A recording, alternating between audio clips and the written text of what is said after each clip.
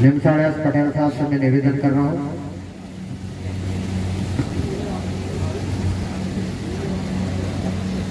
नंदलाल भैया से हमारा निवेदन है कि शीघ्रता करें, गुरु महाराज का स्वागत करें। गिरवर पटेल साहब निटाया से हमारे बीच में पधार चुके हैं, उनसे भी हमारा निवेदन है दादाजी से।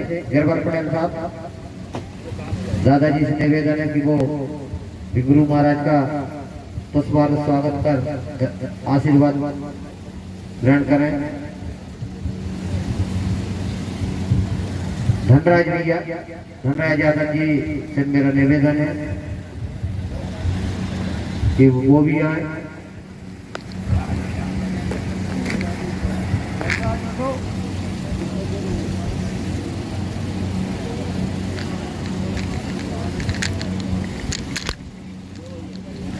रूपपुर से हमारे बीच में भैया, आपका नाम नहीं मालूम है, शौर्य साहब पटेल साहब, तो आपसे हमारा निवेदन है, आइए आइए।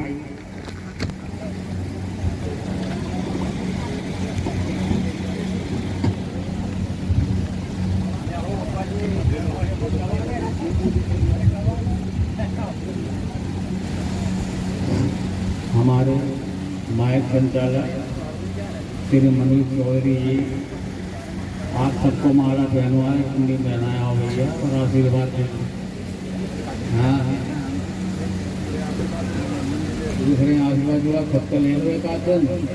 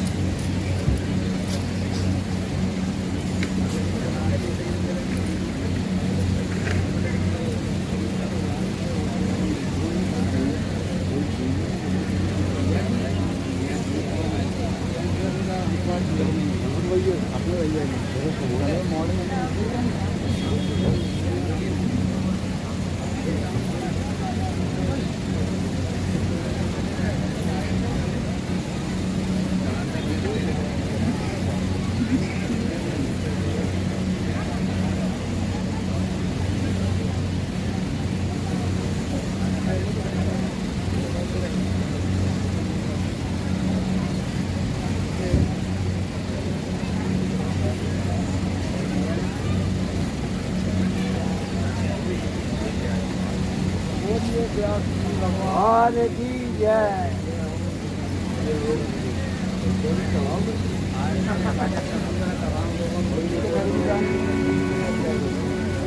अंत में मैं हमारे बीच में खेड़ी से वयोवृद्ध माखन लाल जी पटेल दादाजी से निवेदन है कि वो भी आ जाए। माखन लाल जी पटेल खेड़ी वाली।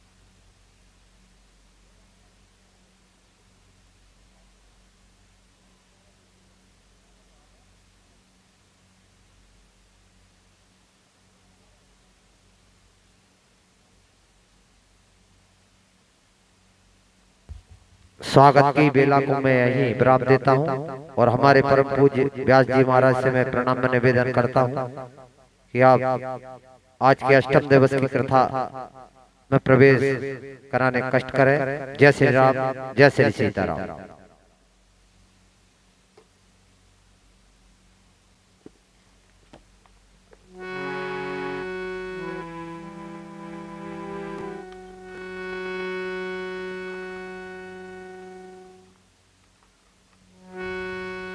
श्री राम।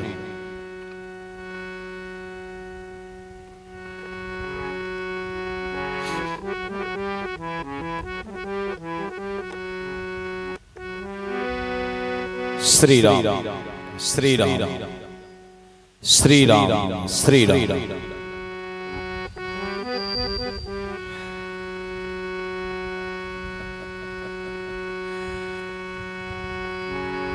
कथा में साउंड की सीटी उसी प्रकार भयभीत करती है जैसे विदाउट टिकट वाले को ट्रेन में टीटी देख करके भय लगता है। बेचारे व्यवस्थित नहीं कर पा रहे हैं, पूरी प्रयास में है, लेकिन इसका दूरगामी परिणाम ये हुआ कि सबका गला हम लोगों की टीम में प्रभावित हो गया। अभिव्यक्ति का संसाधन अच्छा होना चाहिए। जैसे आप बहुत जानते हो, भाषा नहीं जानते हो, अभिव्यक्ति नहीं कर पाओगे, उसी प्रकार साउंड सर्विस हम लोगों के लिए प्राण होती है। वह प्रभावित हो जाएगी और जब गला खींच लेगी तो आपका मस्तिष्क बार बार इरिटेट होगा, झुझलाएगा। इसलिए पूरी कथा का क्रम बिगड़ जाता है। तीन चीजें एक साथ चलती है। कथा, सोचना क्या बोलना है, और जो मैं बोल रहा हूं उसका प्रभाव कितना पड़ रहा है। एक वक्ता तीन चीजों को एक साथ लेके चलता है, बोलना, सोचना और प्रभाव कितना पड़ा। इतना कंसंट्रेट होता है, इतना ध्यान का उसका एकीकरण हो जाता है। उस वक्त जब कुछ व्यवधान आता है तो ऐसे ही होता है जैसे ट्रैक से ट्रेन उतर जाए, तो बड़ा बैड फील होता है, बहुत अजीब लगता है। व्यवस्थाएं बड़ी हैं बच्चे की, लेकिन अभी नया है, इसलिए जो सेट करने की व्यवस्था है वह अभी नहीं सीख पाया। धीरे धीरे हो जाएगा, लेकिन तुम्हारे सीखने में हम नप जाएंगे। खैर चलिए, आइए उस समय के लिए भगवान को याद करते हैं।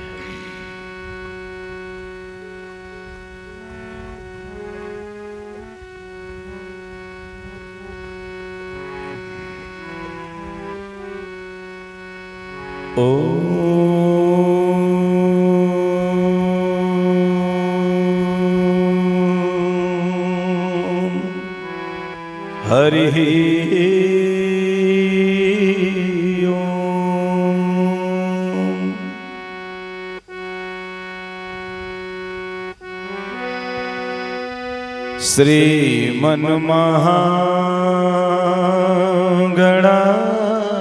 श्रीमन्महागणाधिपतये नमः।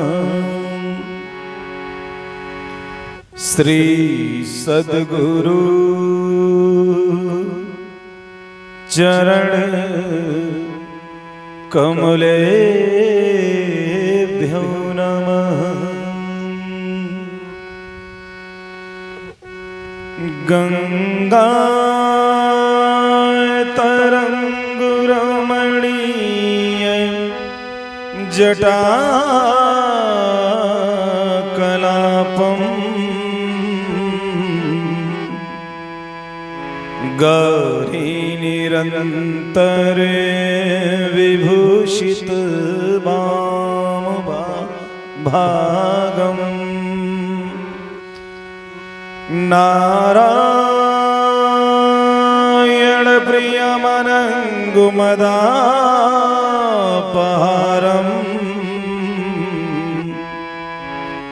वाराणसी पुरपतिम भज विश्वनाथम।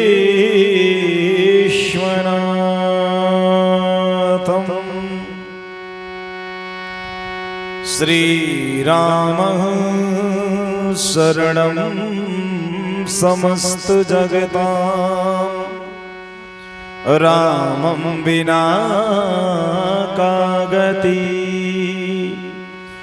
रामेण प्रतिहन्यते कलिमलम् रामाय कार्यं नमः। रामायतुत्रस्यति कालभीमभुजगो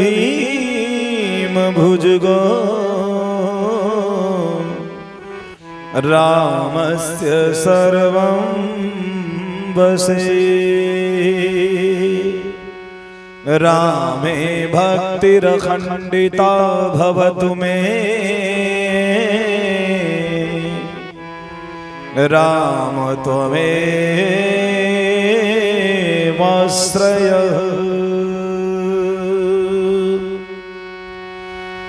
द्रोणाचलानयन वर्णित भव्यभूति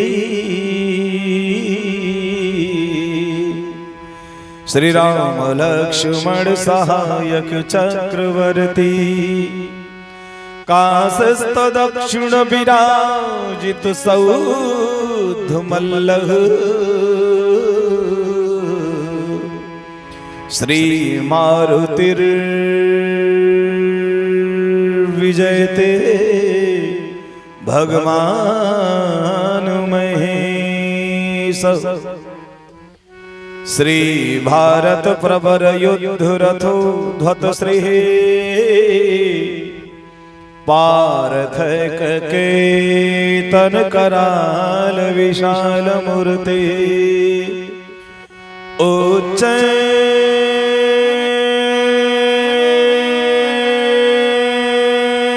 घना घन घटा विकटाट्टहास। श्री कृष्ण पक्ष भरण शरणं ममास्तु। लेत सदा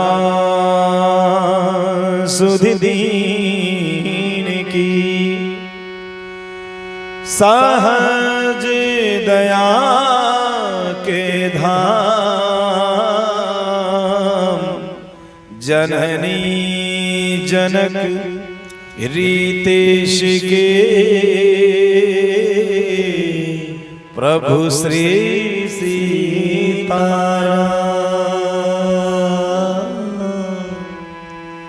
प्रभु श्री सीताराम। और अंत में चार वेद छह शास्त्रों में बात मिली है दो। दुख दीन है दुख होत है सुख दीन है सुख हो। सियावर रामचंद्र भगवान की जय हो। काशी विश्वनाथ भगवान की जय हो। राजराजेश्वर भगवान की जय हो। अयोध्याधीश भगवान की जय हो। मथुराधीश भगवान की जय हो। मैया जानकी जो की जय हो। संत हनुमत लाल जी महाराज की जय हो। यज्ञ पुरुष भगवान की जय हो। समस्त वैदिक विद्वान की जय हो। आयोजक के पूरे परिवार की जय हो। समस्त श्रोता समाज की जय हो। समस्त ग्राम क्षेत्र नगर वासियों की जय हो। ओम नमः पार्वती पतये हर हर हर महादेव।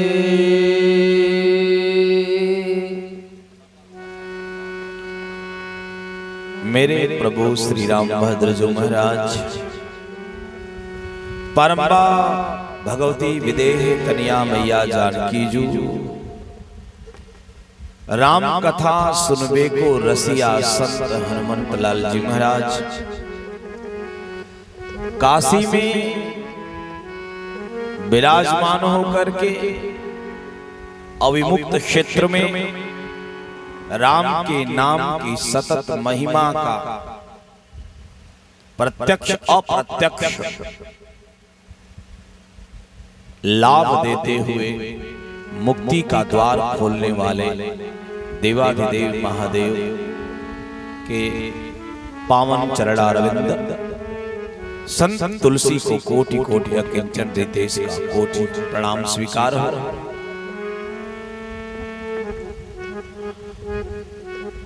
अभी आप लोग जिनके द्वारा बड़ी प्यारी भजन श्रवण कर रहे थे, ऐसे मेरे प्रिय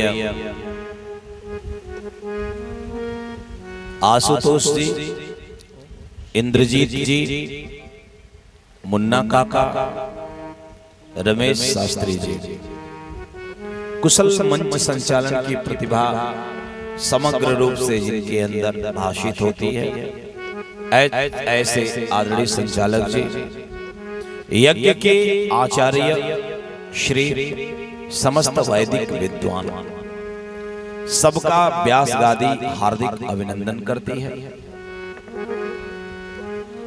और नवकुंडीय नवदिवसीय रुद्र महायज्ञ, इस यज्ञ में अपना समय, शरीर, संपत्ति और साथी सबको लेकर के इसको पूर्णता की तरफ पहुंचाने वाले इस नूतन कार्य में लगे हुए नूतन चौधरी जी और उनका पूरा परिवार, उनके समस्त परिकर, समस्त क्षेत्रवासियों को मैं इस व्यास गादी से आशीर्वाद, साधुवाद, धन्यवाद ज्ञापित करता हूं। सिर्फ जातिवाद जीवन में काम ना करें। एक बार जोरदार तालियों से आप स्वागत करिए आज की कथा के मुख्य जजमान दाम्पत्य साउंड सर्विस यूट्यूब चैनल के माध्यम से हमारी कथा आप श्रवण कर रहे हैं। दूर दराज क्षेत्रों से भी पूज्य रितेश जी महाराज यूट्यूब चैनल आप सब्सक्राइब करें, बेल आइकन दबाएं, लाइक करें, शेयर करें, कमेंट करें और अन्य स्थानों पर होने वाली कथाओं को मेरे अपने चैनल पूज्य रितेश जी महाराज के माध्यम से श्रवण करें। ऐसे सोशल मीडिया को चलाने वाले हमारे सुजीत मौर्य जी और आपके स्थानीय चैनल प्रतियोगिता से लेके, राम कथा से लेके, भजन संध्या से लेके सारे आयोजनों को मालवीय भजन स्टूडियो के माध्यम से जो आपको श्रवण कराते हैं, इस चैनल को आप देखें। अपने घर बैठकर भी कथा श्रवण कर सकते हैं। तमाम व्यवस्थाओं को आप बैठे देख सकते हैं। कथा पंडाल में बैठे हुए समस्त श्रोता भगवान, अर्चनिया वंदनिया स्नेहमयी माताएं, हमारी बेटी ने मुन्ने प्यारे प्यारे बच्चों, आज सुन रहे कई वैवाहिक कार्यक्रम आज गांव में आपके हैं। 2 या 3 ऐसे की संख्या है। विवाह दिन में ही हुआ करता है, हमारे यहाँ रात में होता है। उत्तर प्रदेश में विवाह रात में ही होता है। मैं बड़ा परेशान था कि रात में क्यों विवाह होता है, दिन में क्यों नहीं होता। जब मैंने इतिहास का अध्ययन शुरू किया, पता चला मुगल काल में जब दिन में विवाह हुआ करता था, मुगलों का इतना आतंक था कि जिस बेटी का ब्याह होकर के डोली सज करके जाती थी, वह आताताइयों के प्रभाव से एक रात उनके घर गुजरती थी। इसलिए हमारे सनातन धर्मियों ने हमारे डर के और अपनी इज्जत बचाने के लिए रात्रि विवाह की परंपरा प्रारंभ की, इसलिए कि हम बचें, हमारी इज्जत, हमारा सम्मान बचे, इसलिए रात्रि विवाह की व्यवस्था प्रारंभ हुई। अन्यथा जितने यज्ञ हुए हैं, श्री राम यज्ञ, धनुष यज्ञ या मछली भेदन करके द्रौपदी को स्वीकार किया अर्जुन जी ने, ये सब दिन में हुए। जितने भी हुए स्वयंवर दिन में हुए, रात में नहीं। इन आताताइयों के प्रभाव में रात में विवाह, चोरी छुपे विवाह करके अपनी बेटी और अपनी हया, अपनी लाज को बचाने की हमारे सनातन धर्म के लोगों ने प्रक्रिया शुरू की, जो परंपरा में बदल गई। लेकिन आपके यहाँ चल रहा, मुझे हर्ष है। इस पे काम करना पड़ेगा। अब धीरे धीरे दिन की तरफ हमारे यहाँ भी कुछ व्यवस्थाएं बढ़ रही हैं, इस पे काम करना पड़ेगा। आइए हम कथा सुनकर मुक्त हो। मुक्त का मतलब क्या, हम एक दिन बताए थे, मरने के बाद आदमी मुक्त नहीं होता है, मरने के बाद जलता है। मुक्त तो जीते जी इच्छाओं का समन करने से होता है। एक बार काशी की धरा पर महामना मदन मोहन मालवीय की घटना आपको बताऊं। अंतिम क्षण चल रहा था, काशी में प्राण निकलता है तो मुक्ति होती है। क्यों? बोले आदमी अपनी इच्छाओं का समन कर देता है, राम के नाम का मंत्र विश्वनाथ जी कान में देते हैं, इसलिए आदमी मरने से पहले मुक्त हो जाता है। महामना मदन मोहन मालवीय का प्राणांत हो रहा था, मृत्यु एकदम पास थी। उनके सारे सेवक, उनके भक्त, उनके परिकर, उनके चाहने वाले, उनके अपने रुदन कर रहे थे। मालवीय जी ने कहा मुझको काशी से बाहर निकालो, मुझको काशी से बाहर निकालो। भक्तों ने कहा महाराज दुनिया के अन्य क्षेत्रों नगरों से लोग काशी मरने आते हैं कि मर जाएंगे तो तर जाएंगे, और आप अपने आप को काशी से बाहर। बोले मैं तरना नहीं चाहता। बोले क्यों? बोले अगर काशी में मर जाऊंगा तो मैं तर जाऊंगा। तो क्यों तरना नहीं चाहते? मैं इसलिए नहीं तरना चाहता, जब मरूंगा तो परमात्मा से कहूंगा अगर मैंने कोई अच्छा कर्म किया है तो मुझे फिर मानव बनाना, अब फिर इस काशी में पैदा करना, ताकि मैं काशी की सेवा कर सकूं, ऐसे विद्यालयों का निर्माण करके सनातन धर्म को आगे बढ़ा सकूं। ये मालवीय जी के अंतिम शब्द थे। इसलिए हम भगवान की कथा सुनकर जीते जी अपनी इच्छाओं का समन कर सकते हैं, लेकिन सुने तब, मन को उसमें लगाएं तब। आइए हम सब लोग बड़े प्रेम से भगवान के नाम का संकीर्तन करेंगे। जरा अपना अपना हाथ ऊपर उठाएं। हम कम हैं, कमजोर नहीं है, पूरा हो सब उठाएं और तालियों के द्वारा बड़े भगवान के नाम का संकीर्तन प्रेम से दोहराएंगे। सीता राम राम राम सीता राम राम राम सीता राम राम राम सीता राम राम राम सीता राम राम राम सीता राम राम राम सीता राम राम राम सीता राम राम राम राजा राम राम राम राजा राम राम राम राजा राम राम राम राजा राम राम राम सीता राम राम राम सीता राम राम राम सीता राम राम राम सीता राम राम राम राजा राम राम राम राजा राम राम राम राजा राम राम राम राजा राम राम सीता राम राम राम सीता राम राम राम सीता राम राम राम सीता राम राम मंगल भवन अमंगल हारी मंगल भवन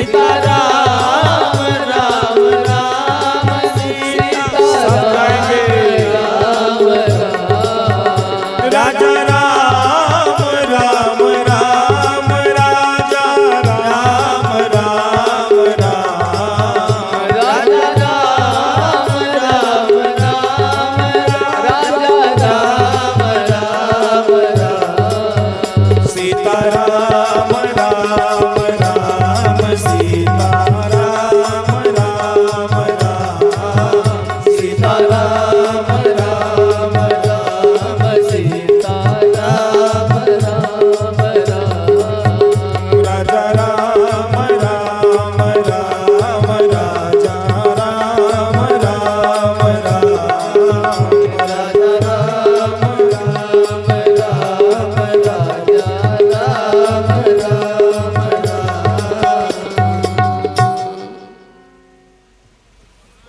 एक बार श्रद्धा और प्रेम से बोली राम कृष्ण भगवान की जय।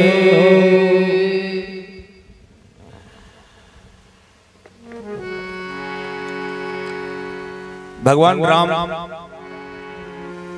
भगवती जानकी भैया लक्ष्मण मैया उर्मिला प्रेमावतार भैया भरत मांडवी मैया सेवक शत्रुसूदन महाराज और संस्कृति विवाह संपन्न हुआ। पवन देवता बड़े प्रसन्न हैं और मैं हनुमान जी के चरणों में प्रणिपात होता हूँ। हे सरकार, अपने पिताजी को देखिए क्योंकि आपके प्यारे राम की कथा है, और अपने पिता महाराज से निवेदन करिए कि हमें अपने प्रभु श्री राम की कथा सुनने दिया जाए, क्योंकि बड़ा रस लेकर के आप सुनते हो। इसलिए हे हनुमान जी महाराज, इस व्यवस्था को आप संभालो और देखो ताकि सुचारू रूप से ये व्यवस्था चल सके। एक बार प्रेम से बोले संकट मोचन हनुमान जी महाराज की जय हो। बाबा तुलसी लिखते जब विवाह संपन्न हो गया, बारात ठहर गई और आनंद लेने लगी। धीरे धीरे धीरे धीरे दिन बीत रहा है। एक दिन आया, जाने की व्यवस्था बनने लगी कि अब जनकपुर से बारात अयोध्या की तरफ बहुओं को लेकर के चले। अचानक घटना घटती है, सीता जी की सखियां लक्ष्मण जी के पास आ जाती हैं। राजकुमार जाना है। लक्ष्मण जी ने कहा पूरी व्यवस्था बन गई, अब तो जाना ही है, कितना दिन ससुराल में कोई रहे।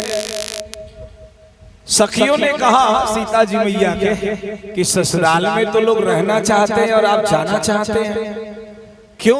बोले ससुराल में आदमी जाता है तो बड़ी सेवा होती है, बड़ी शुश्रूषा होती है, बड़ा आनंद आता है, तो आप ससुराल से जाने की बात क्यों, कुछ दिन और रह जाइए। लक्ष्मण जी ने कहा ससुराल में रहेंगे तो कौन सा फायदा है, अब तो जो होना था हो गया, विवाह संपन्न हो गया, दाई जो देना था उपहार स्वरूप सब मिल गया।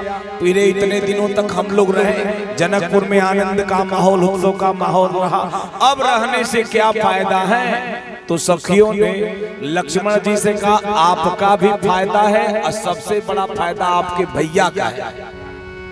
लक्ष्मण जी ने कहा मेरे भैया का कौन सा फायदा है। सखियों ने कहा आपके भैया किस रंग के हैं। लक्ष्मण जी ने कहा सांवले रंग के हैं। सखियों ने कहा हम लोग गोरा बना देंगे आपके भैया को। ये जनकपुर है भैया, ध्यान से सुनना।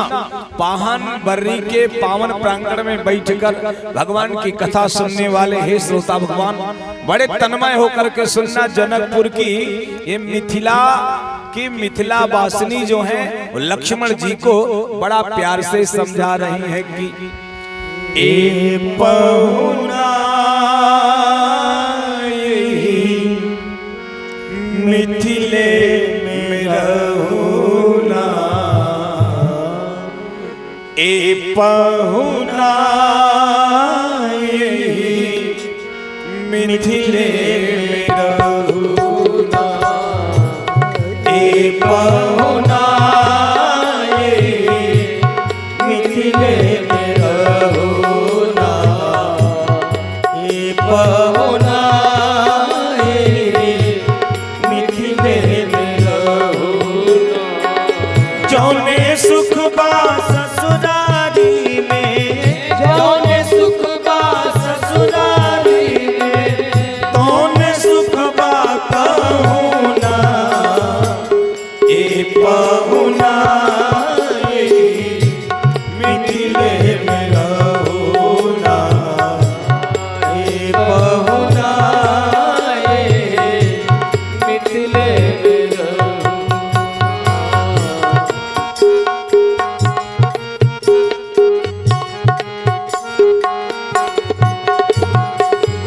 रोज सवेरे बटन मल के इतर से नहवाए बो, रोज सवेरे बटन मल के इतर से नहवाए बो, रोज सवेरे बटन मल के इतर से नहवाए बो, रोज सवेरे बटन मल के इतर से नहवाए बो। एक महीना के भीतर करिया से गोर बनाइब, एक महीना के भीतर करिया से गोर बनाइब, एक महीना के भीतर करिया से गोर बनाइब, एक महीना के भीतर करिया से गोर बनाइब। झूठ कहत ना बानी तनको,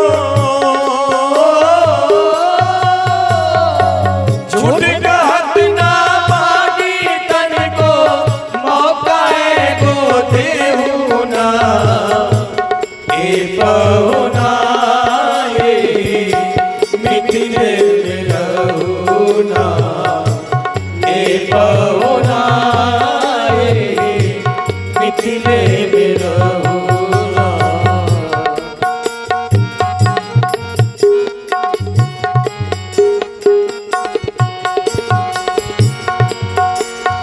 नित्य नवीन मन भावन व्यंजन पर सब कंचन थारी हो, नित्य नवीन मन भावन व्यंजन पर सब कंचन थारी हो, नित्य नवीन मन भावन व्यंजन पर सब कंचन थारी हो, नित्य नवीन मन भावन व्यंजन पर सब कंचन थारी हो।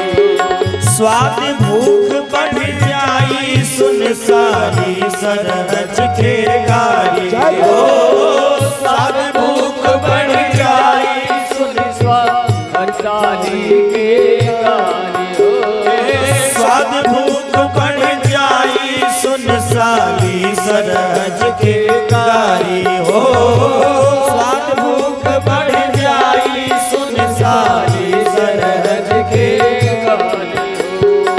बाज बाज हम करब चिरौरी हो, बार बार हम करब चिरौरी और कुछ लेहु ना, ए पहुना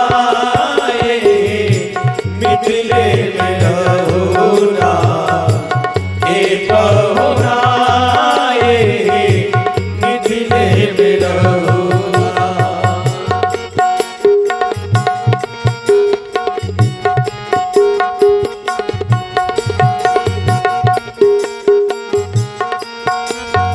लक्ष्मण जी ने कहा ये मेरा फायदा है, मेरे दो भाई हैं जो बोलते कम हैं, उनका क्या फायदा है? तो सखिया बोल रही है, कमला बिमला दूधमती में झिझरी रोज खिलाई हो, कमला बिमला ये भोजपुरी है। कमला बिमला और दूधमती ये जनकपुर की नदियों का नाम है। ये जनकपुर में 3 नदियां हैं, कमला, बिमला और दूधमती। कमला बिमला दूधमती में झिझरी रोज मने नौका कमला बिमला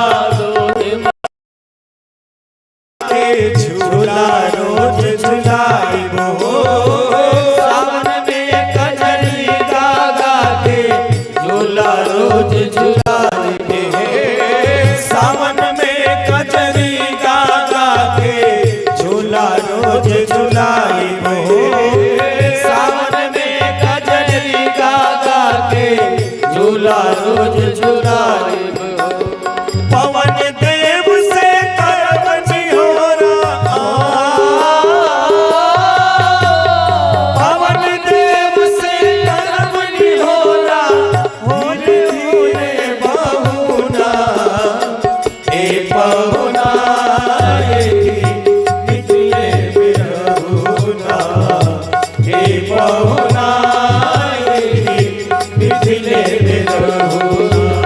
जौने सुख बा ससुरारी में, जौने सुख बा ससुरारी में, तौन सुख बा कहूना, हे पहुनाएगी मिथिले में रहुना, हे पहुनाएगी मिथिले में रहुना, हे पहुनाएगी मिथिले में रहुना, हे पहुनाएगी मिथिले में रहुना।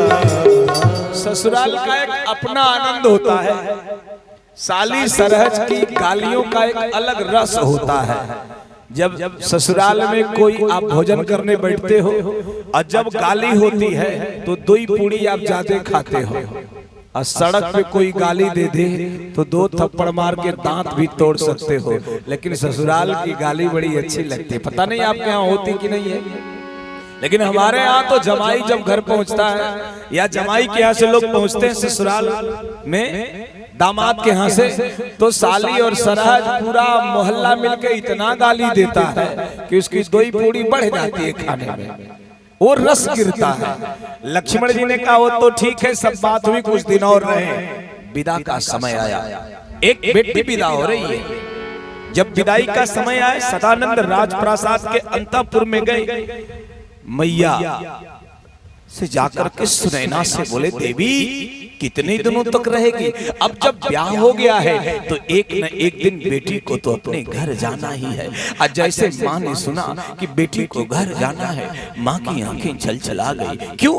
जब बेटी को अपनी माँ विदा करती है ससुराल के लिए तो माता पिता की आंखें छलछला जाती है और हृदय भर जाता है। ईमानदारी से कहें, माताएं तो रो करके अपनी पीड़ा निकाल देती हैं, लेकिन पिता के वेदना को हर कोई नहीं समझ सकता है जब वो अपनी बेटी को डोली में पहुंचाता है।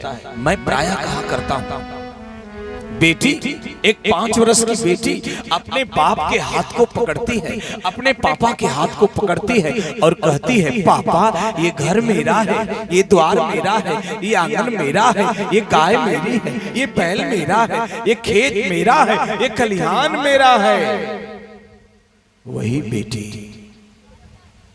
बेटी जब 20 वर्ष की हो जाती है और उसके हाथ को पकड़ करके उसका पिता जब गैर हाथ में एक पर पुरुष अनजाने हाथ में हाथ देता है और आंगन में उस हाथ पर जल गिरा करके जब पाणी ग्रहण संस्कार होता है, जब बेटी पाणी ग्रहण कर दी जाती है बेटे बाप के द्वारा, और जब बेटी पाणी ग्रहण संस्कार स्वीकार कर लेती है, अपने पति की हो जाती है, डोली की तरफ बैठती है, डोली की तरफ जाती है, कार की तरफ बढ़ती है। पहले डोली हुआ करती थी, माताएं जानती हैं, डोली समझ रही है, जिसमें वो बेटी बैठ करके विदा हुआ करती थी। अब तो 4 व्हीलर कार है, आप जा सकते हो, लेकिन हर गांव में डोलियां चला करती थी। डोली में जब बेटी बैठती है, अपने माँ से लिपट के रोती है, अपने भाई से लिपट के रोती है, अपने सखियों से लिपट कर रोती है, अपने भौजाई से लिपट करके रोती है, अपनों से चिपक करके रोती है। जब सबसे रो लेती है तो उसकी कातर निगाहें चारों तरफ दौड़ती है, उसकी आंखें दौड़ती हैं, सब दिख रहे हैं, मेरे पापा नहीं दिख रहे। और वो बाप जिसने जीवन में 1000 दुख सहा हो न रोया हो, वो बाप जिसने अपने जीवन में पीड़ा सहा हो न रोया हो, वो बाप जो भूखे रहा हो न रोया हो, वो बाप जो दुखों में डूबा हो न रोया हो, उस बाप को अगर रोते हुए देखना है तो जिस दिन वो बेटी को डोली में बैठाता है तो सब जब रोते हैं, बाप किनारे चला जाता है,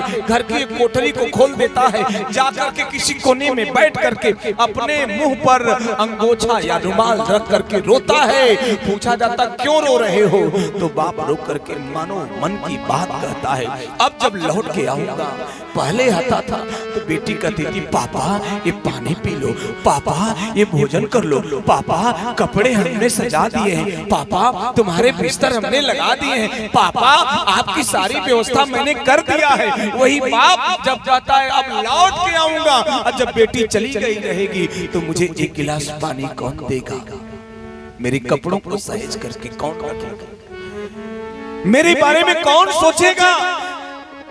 दुनिया के लोगों, उर्दू में कहा गया बेटा कौन है, नूरे नजर है, बेटा को नूरे नजर कहते हैं, लेकिन बेटी को लख्ते जिगर कहते हैं, बेटी को लख्ते जिगर कहते हैं। नूरे नजर यानी आंख की रोशनी, अगर आंख की रोशनी चली जाए आदमी अंधा हो जाता है, फिर भी जीता है, लेकिन लख्ते जिगर अगर हृदय का स्पंदन बंद हो जाए तो आदमी मर जाता है। बेटी बाप के हृदय की टुकड़ा होती है। उस बेटी को जब विदा करता है फपक करके बाप रोता है, जब बेटी खोजती है मेरे पापा कहाँ गए, बर्दाश्त नहीं होता है, आंस पोंछ करके आता है, और जैसे आता है बेटी लिपट जाती है और लिपट करके कहती है रो करके, लो बाबुल घर अपना, लो बाबुल घर अपना, मैं तो चली पिया के देश। पापा ये घर आपका है, ये द्वार आपका है, ये आंगन आपका है, ये खेत आपका है, ये खलिहान आपका है, ये सब आपका है, मैं जा रही हूं। 24 बरस तक जिस घर में पली, जिस घर में चहचहाती रही चिड़िया की तरह, आंगन में कूदती रही, 24 वर्षों बाद अचानक वो घर छूटता है और डोली की तरफ बढ़ती है। मैं रितेश इस पाहन बर्री के व्यास गादी से समस्त विद्वानों को, लोगों को साक्षी मान करके उस बेटी से पूछता हूँ, ए बेटी जिस घर में जा रही हो, डोली में बैठ रही हो, जिस पति के साथ जीवन बिताना है उस पति को जानती हो, अच्छा है कि बुरा है? बेटी कहती नहीं जानती। अरे जिसके साथ जीवन बिताना है उसको नहीं जानती? बेटी कहती नहीं जानती। जिस ससुर की सेवा करना है ससुर को जानती? बेटी कहती नहीं जानती। अरे सास के अंडर में रहना है जानती हो? अरे नहीं जानती। ननद के ताने सुनना है जानती हो? नहीं जानती। जेठ जेठान के अंदर रहना है जानती हो? नहीं जानती। देवर की फरमाइश पूरी करना है जानती हो? नहीं जानती। ये रितेश बेटी से पूछता है, बिटिया जिस पति के साथ जीना है नहीं जानती, सास को नहीं जानती, ससुर को नहीं जानती, देवर को नहीं जानती, जेठ को नहीं जानती, जेठान को नहीं जानती, तो अनजाने जगह डोली में बैठ के रोती हुई क्यों जा रही हो? बेटी मुड़ करके मानो मुझे आवाज देती है, बाबा मैं अनजाने जगह इसलिए जा रही हूँ, मैं किसी को नहीं जानती, बस इतना जानती हूँ कि अपने बाप के पगड़ी की लाज को बचाना है, इसलिए अनजाने जगह रोती हुई जा रही है। ये बेटी है, ये बेटी है साहब। इतना त्याग दुनिया में कोई नहीं कर सकता, कोई नहीं कर सकता। बेटियों का त्याग बड़ी ऊंचाई पर है। एक बात बताओ, एक बाप के एक 10 वर्ष का बेटा, एक 7 वर्ष की बिटिया थी। आंगन बड़ा हुआ करता था पहले। आंगन में नीम का पेड़ था, सावन का महीना था, नीम के पेड़ पर झूला लगा था। बेटा 10 वर्ष का झूला झूल रहा था, बेटी घर के काम कर रही थी। अचानक बेटी आई और भाई से बोली, भैया हमको झूलना है, हम भी झूला झूलेंगे। बेटा बाप के लाड प्यार में बिगड़ा, नहीं तुम जाओ घर का काम करो, मैं तो झूला नहीं झूलने दूंगा। रोती हुई अपने बाप के पास पहुंचती है, पापा भैया झूला नहीं झूलने देता है। बाप आता है और बेटे से कहता है, बेटा नहीं मानता। एक हमारे यहाँ संत ने बड़ा सुंदर लिखा, जब बेटा नहीं मानता तो बाप को दुख होता है और बाप जाता है घर में से कुल्हाड़ी लाता है और नीम के पेड़ को काटना चाहता है। जैसे कुल्हाड़ी उठा करके नीम के पेड़ के ऊपर चलाने जाता है, बेटी बाप के पांव को पकड़ लेती है और रो करके कहती है, पापा निमिया की डाली जन काटे पापा, निमिया चिरैया बसे।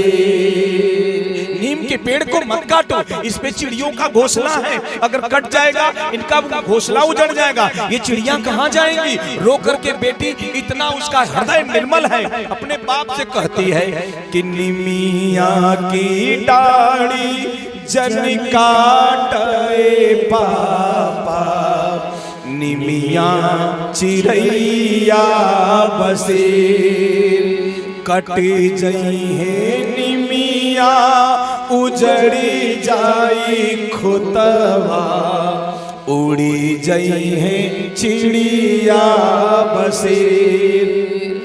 ऐसे अभागिनी बिटिया दुलारी, चली जई है दूसरा ही देश।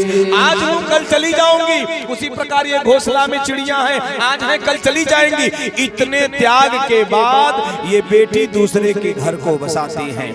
आज जब सीता जी के विदाई का समय आया, सीता जी अपनी माँ से पकड़ करके फपक करके रो रही है, और जब रोने लगी तो बाबा तुलसी ने उस चित्र को लिख दिया, खींचा, कहा कि चलही बरात सुनत सब रानी, चलही बरात सुनत सब रानी, चलही बरात सुनत सब रानी, चलही बरात सुनत सब रानी, बिकल मीनन जनु लघु पानी, बिकल मीन गन जन लघु बानी, पुन पुन सिया गोद कर ले, पुन पुन सिया गोद कर ले, देख आशीष सिखावन दे, देई आशीष सिखावन दे, होई है सातत प्यारी प्यारी, होई है सातत पियारी पियारी, चिरही बात आशीष हमारी, चिरही बात आशीष हमारी, चिरही बात आशीष हमारी, होई संतत पियही पियारी, अचिरही बात आशीष हमारी। तुम्हारा सुहाग बना रहे संतों की और पति की, तुम प्रिया बनी रहो, जो है संतों का आशीर्वाद मिले और पति का प्रेम मिले। लेकिन एक माँ बहुत अच्छी सिखावन दे रही है, एक माँ अपनी बेटी को एक बड़ी अच्छी चीज सिखा रही है। आप भी अपनी बेटी को सिखाना।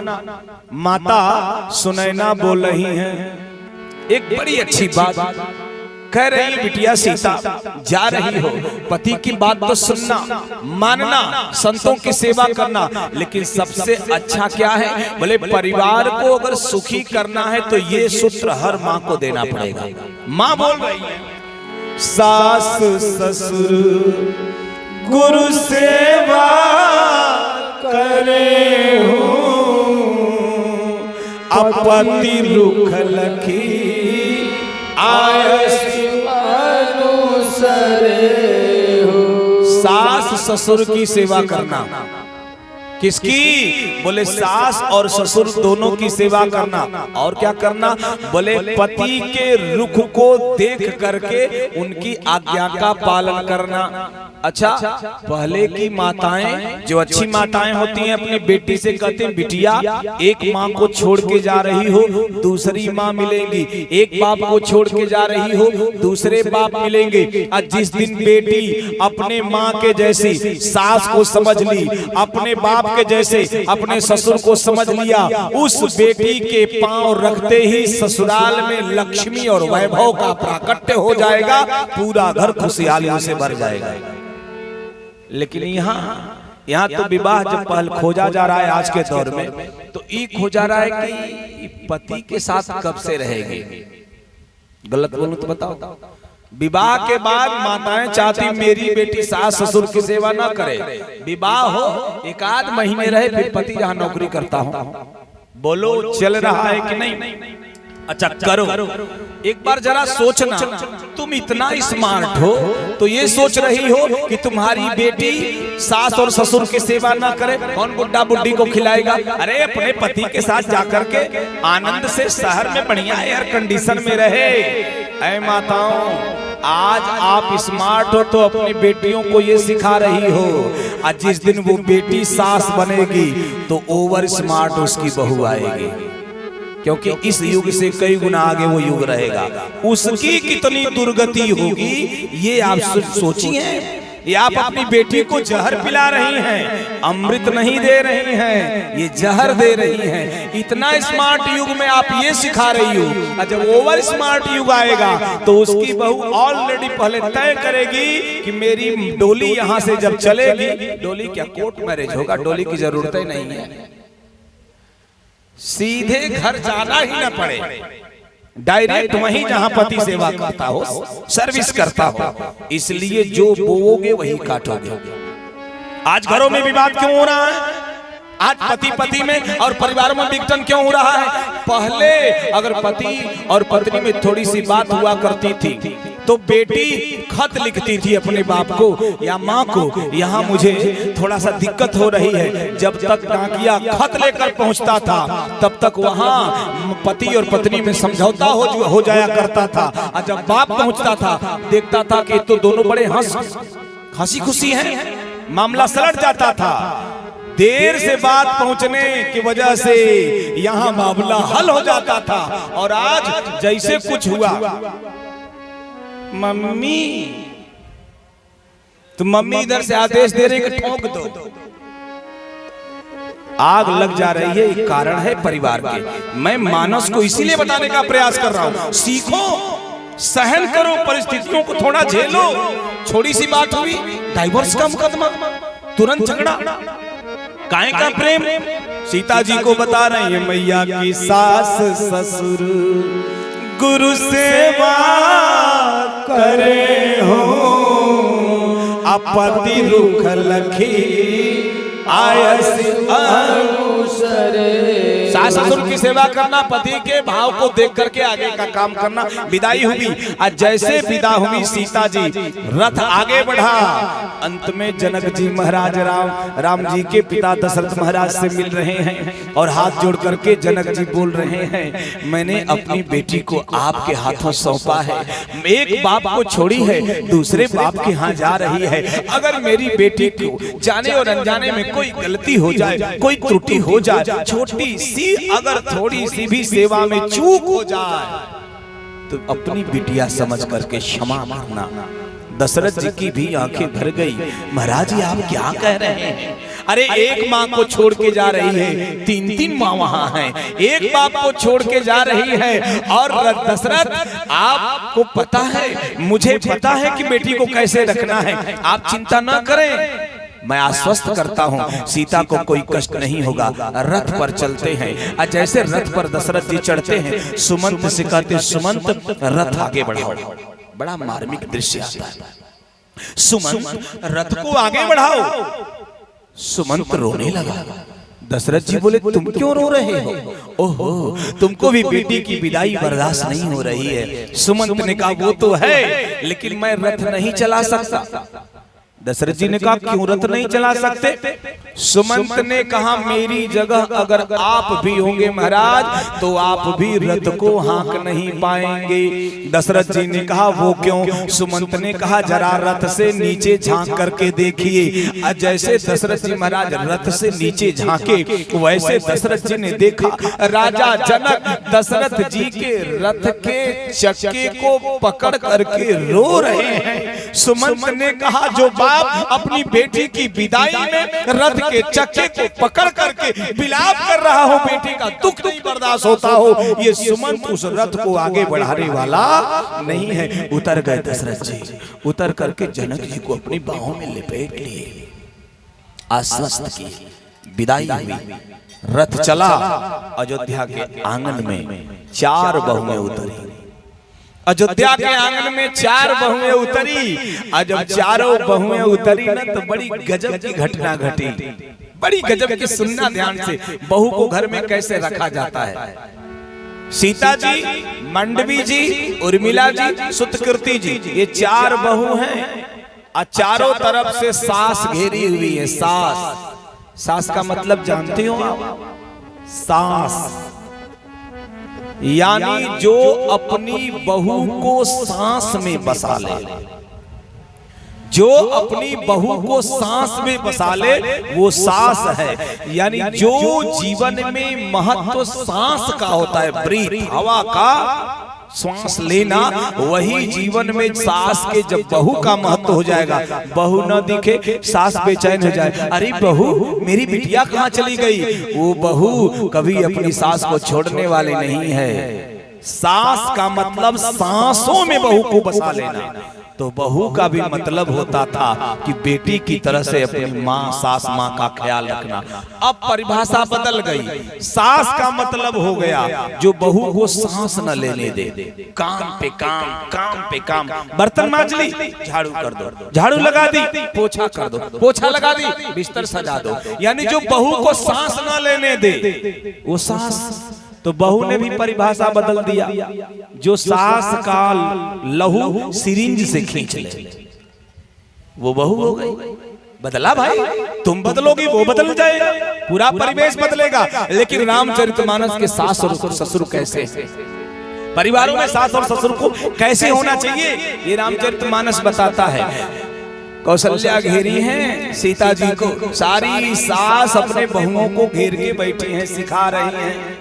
तब तक दशरथ जी आए और दशरथ जी आकर के कौशल्या से बोले, कौशल्या ये दूसरे की बेटी हमारे घर आई है। कौशल्या जी ने कहा, तो जितनी सास बैठी हैं वो सुने बहू को कैसे रखना है, और जितने ससुर बैठे हैं वो भी सुने बहू को कैसे रखना। अकॉर्डिंग टू रामचरितमानस या अकॉर्डिंग टू वाल्मीकि रामायण कैसे बहू रहती है। दशरथ जी ने कहा कैसे रखना है जानती हो, कौशल्या ने कहा कैसे रखना है। दशरथ जी ने कहा इसने अपने माँ को छोड़ा है, अपने बाप को छोड़ा है, अपने भाई को छोड़ा है, अपने भौजाई को छोड़ा है, अपने सखी को छोड़ा है, अपनी सहेलियों को छोड़ा है, अपने नाथ को छोड़ा है, अपने रिश्तेदारों को छोड़ा है, जो सब छोड़ करके आई है। अगर उसे अपनाया नहीं जाएगा तो उसको कितनी पीड़ा होगी जानती हो। सब छोड़ के आती है। एक जगह तो मैं बोल दिया, बेटी डोली में बैठकर अनजाने जगह जाती है और रोती भी चली जाती है। अगर बेटा को डोली में बैठ के जिस दिन विदा होना पड़ा ना, हार्ट फेल कर जाएगा, डोली में ही घर तक नहीं पहुंचेगा। कलेजा होना चाहिए बेटियों के जैसा, अनजान जगह अपने आप को एडजस्ट करने के लिए। ये बेटियों के अंदर वो दम है। हल्दी चंदन कुमकुम का त्योहार नहीं होता, रक्षाबंधन के चंदन का प्यार नहीं होता, उसका आंगन एकदम सूना सूना होता है। जिसके घर में बेटी का अवतार नहीं होता, जिसके घर में बेटी का अवतार नहीं होता, इस धरती से मातृशक्ति का मान नहीं जा सकता है, नर के मन से नारी का सम्मान नहीं जा सकता है। बेटा घर में हो तो बेशक चूल्हा ठंडा पड़ जाए, लेकिन बेटी घर में हो तो भूखा मेहमान नहीं जा सकता है। बेटी घर में हो तो भूखा मेहमान नहीं जा सकता। ये बेटियां हैं, बातें बड़ी हैं, समय कम है, इसलिए मैं घूम कर आ रहा हूं। दशरथ जी ने कौशल्या से कहा कैसे रखना है। अब ध्यान देना, मुझे कहा कैसे रखना है। कौशल्या ने हंस के कहा, दशरथ जी बोल बैठे, ऐ कौशल्या मैं बन जाता हूँ ऊपर की पलक, ध्यान दीजिएगा, मैं बन जाता हूँ ऊपर की पलक और तुम बन जाओ नीचे की पलक। कहा ठीक, और सीता रूपी बहू बन जाएगी आंखों की पुतरी। जब बहू आंख की पुतरी होगी और सास ससुर ऊपर और नीचे की पलक बन जाएंगे तो तेज हवा भी बहेगी। ये पलकें बंद करके आंख की पुतली की रक्षा करेंगी, ऐसे बहू को रखा जाता। आप कहोगे रितेश बाबा कहाँ लिखा है, गप्पे मार रहे हो क्या काशी वाले पंडित जी? मैं गप्पे नहीं मार रहा हूँ, रामचरितमानस में लिखा है, ये तो बधू लड़कनी पर घर आई अरा के नयन पुत्र कीना, राखे नयन पलक कीना। दूसरे की घर की बेटी बहू बनी है, इसलिए सास ससुर को ऊपर और नीचे की पलक बन जाना चाहिए और बहू को आंखों की पुतरी। जब बहू आंखों की पुतरी बन जाएगी तो उस घर से बहू की कभी लाश जल के निकलने वाली नहीं है, ये मानस है। सरस सलील पढ़ोगे तो ही आएगा, डीजे पर नाचोगे तो ही क्या ना आएगा? नहीं, जब घर में रामचरितमानस को खोल करके 4 चौपाई पढ़ोगे तो आपको ये ज्ञान हो जाएगा कि आपको अपनी बहू को कैसे रखना है, पूरा घर स्वर्ग हो जाएगा। लेकिन यहाँ अगर बेटी से कोई गलती होती है तो माँ कहती है जान जा, कोई ठीक है बेटी ठीक है। अगर बहू से एक गिलास फूट गई, अगर कांच के गिलास बहू से जैसे फूटी तड़ा, वैसे सास खोपड़ी पे चढ़ेगी धड़ा, बोले कि जाने किस घर की आई है, गिलास रखना नहीं आता। वो बहू कितना सोचेगी आपके बारे में, अच्छा कितना सोचेगी? आप कह सकती हो बिटिया ध्यान देना अगली बार से, क्योंकि तुम्हारी गिलास है, तुम्हारी व्यवस्था है, तुमको हिलाना है बिटिया, संभाल करके रखना। जैसे शब्द का प्रयोग होगा वो बहू की का हृदय भर जाएगा और आपको मातृत्व शक्ति की नजर से वो देखने लगेगी। हमें रखना नहीं आता है, अन्यथा सास बहू का झगड़ा सनातन चला आ रहा है। पता नहीं यहाँ है कि नहीं, हमारे बनारस में तो बहुत तगड़ा है। निवेदन करूं, जैसे कहा वैसे कौशल्या ने स्वीकार किया, मैं सीता को, उर्मिला को, मांडवी को, सुतकृति को आंखों की पुतरी बना के रखूंगी, आप चिंता ना करें। बात आई और गई, लेकिन एक दिन की घटना है। राजा दशरथ जी महाराज बैठे हैं सिंहासन पर। एक समय सब सहित समाजा, एक समय सब सहित समाजा, राजसभा राज विराजा, राजसभा राज विराजा, सकल सुकृत मोरति नर नाहो, सकल सुकृत। हाथ ऊपर उठाइए, तालियों के द्वारा मंद मंद चौपाई दोहराएंगे। राम सुजस सोने अति उत्साह, राम सुजस सुनी अति उत्साह, मुकुर राय सुभाव, मुकुर बदनो बराबर किया, मुकुट सीधा किया। देखा क्या? श्रवण समीप ऐसे केसा, कान का बाल बन गया है, कान के बाद पास का बाल पका है क्या? मनहु चरण अस उपदेशा, मनहु जरठ अस उपदेशा, मनहु जरठ अस उपदेशा। श्रवण समीप, श्रवण कान, समीप पास, कान के पास जैसे मुकुट को सही किया वैसे कान के पास का बाल पका हुआ दिखाई दिया।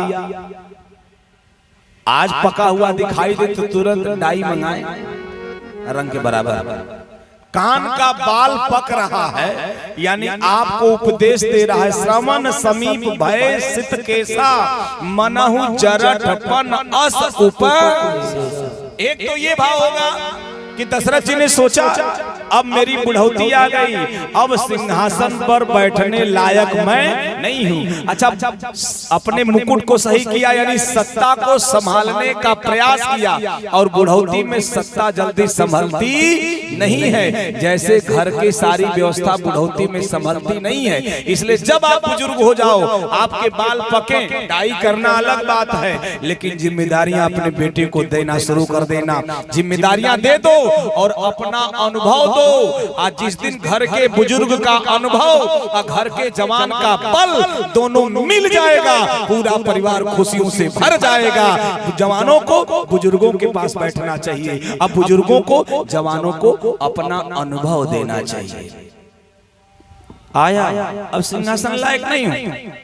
सारे मंत्रियों से पूछा, राम को राजा बना दिया जाए, राम को युवराज के पद पर अभिषिक्त कर दिया जाए। सारे मंत्री हर्षोल्लास से भर गए, इससे अच्छा क्या है राम राजा बनेंगे।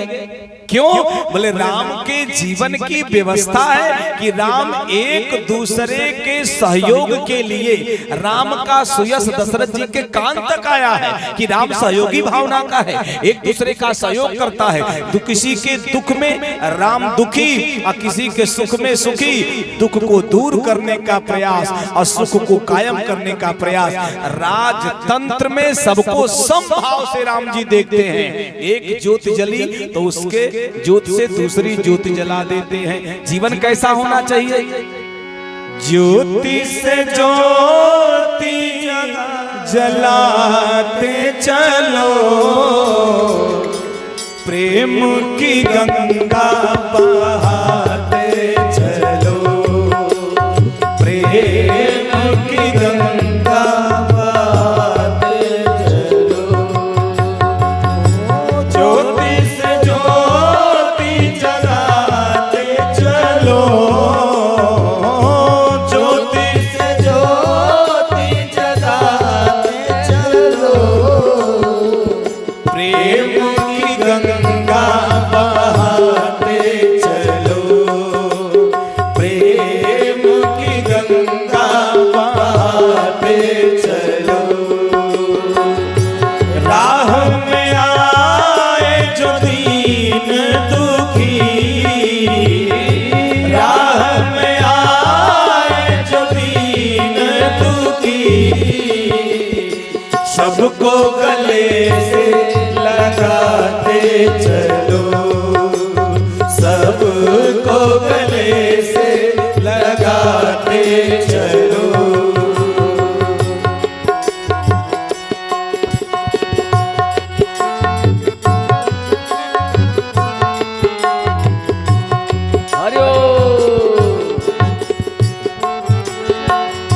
जिसका न कोई संगी साथी, ईश्वर है रखवाला। हाथ ऊपर उठाकर, जिसका न कोई संगी साथी, ईश्वर है रखवाला। जो निर्धन है, जो निर्बल है, वो है प्रभु का प्यारा। जो निर्बल है, जो निर्बल है, वो है प्रभु का प्यारा। प्यार के मोती लुटाते चलो, प्यार के मोती लुटाते चलो, प्रेम की गंगा बहाते चलो, प्रेम की गंगा बहाते चलो।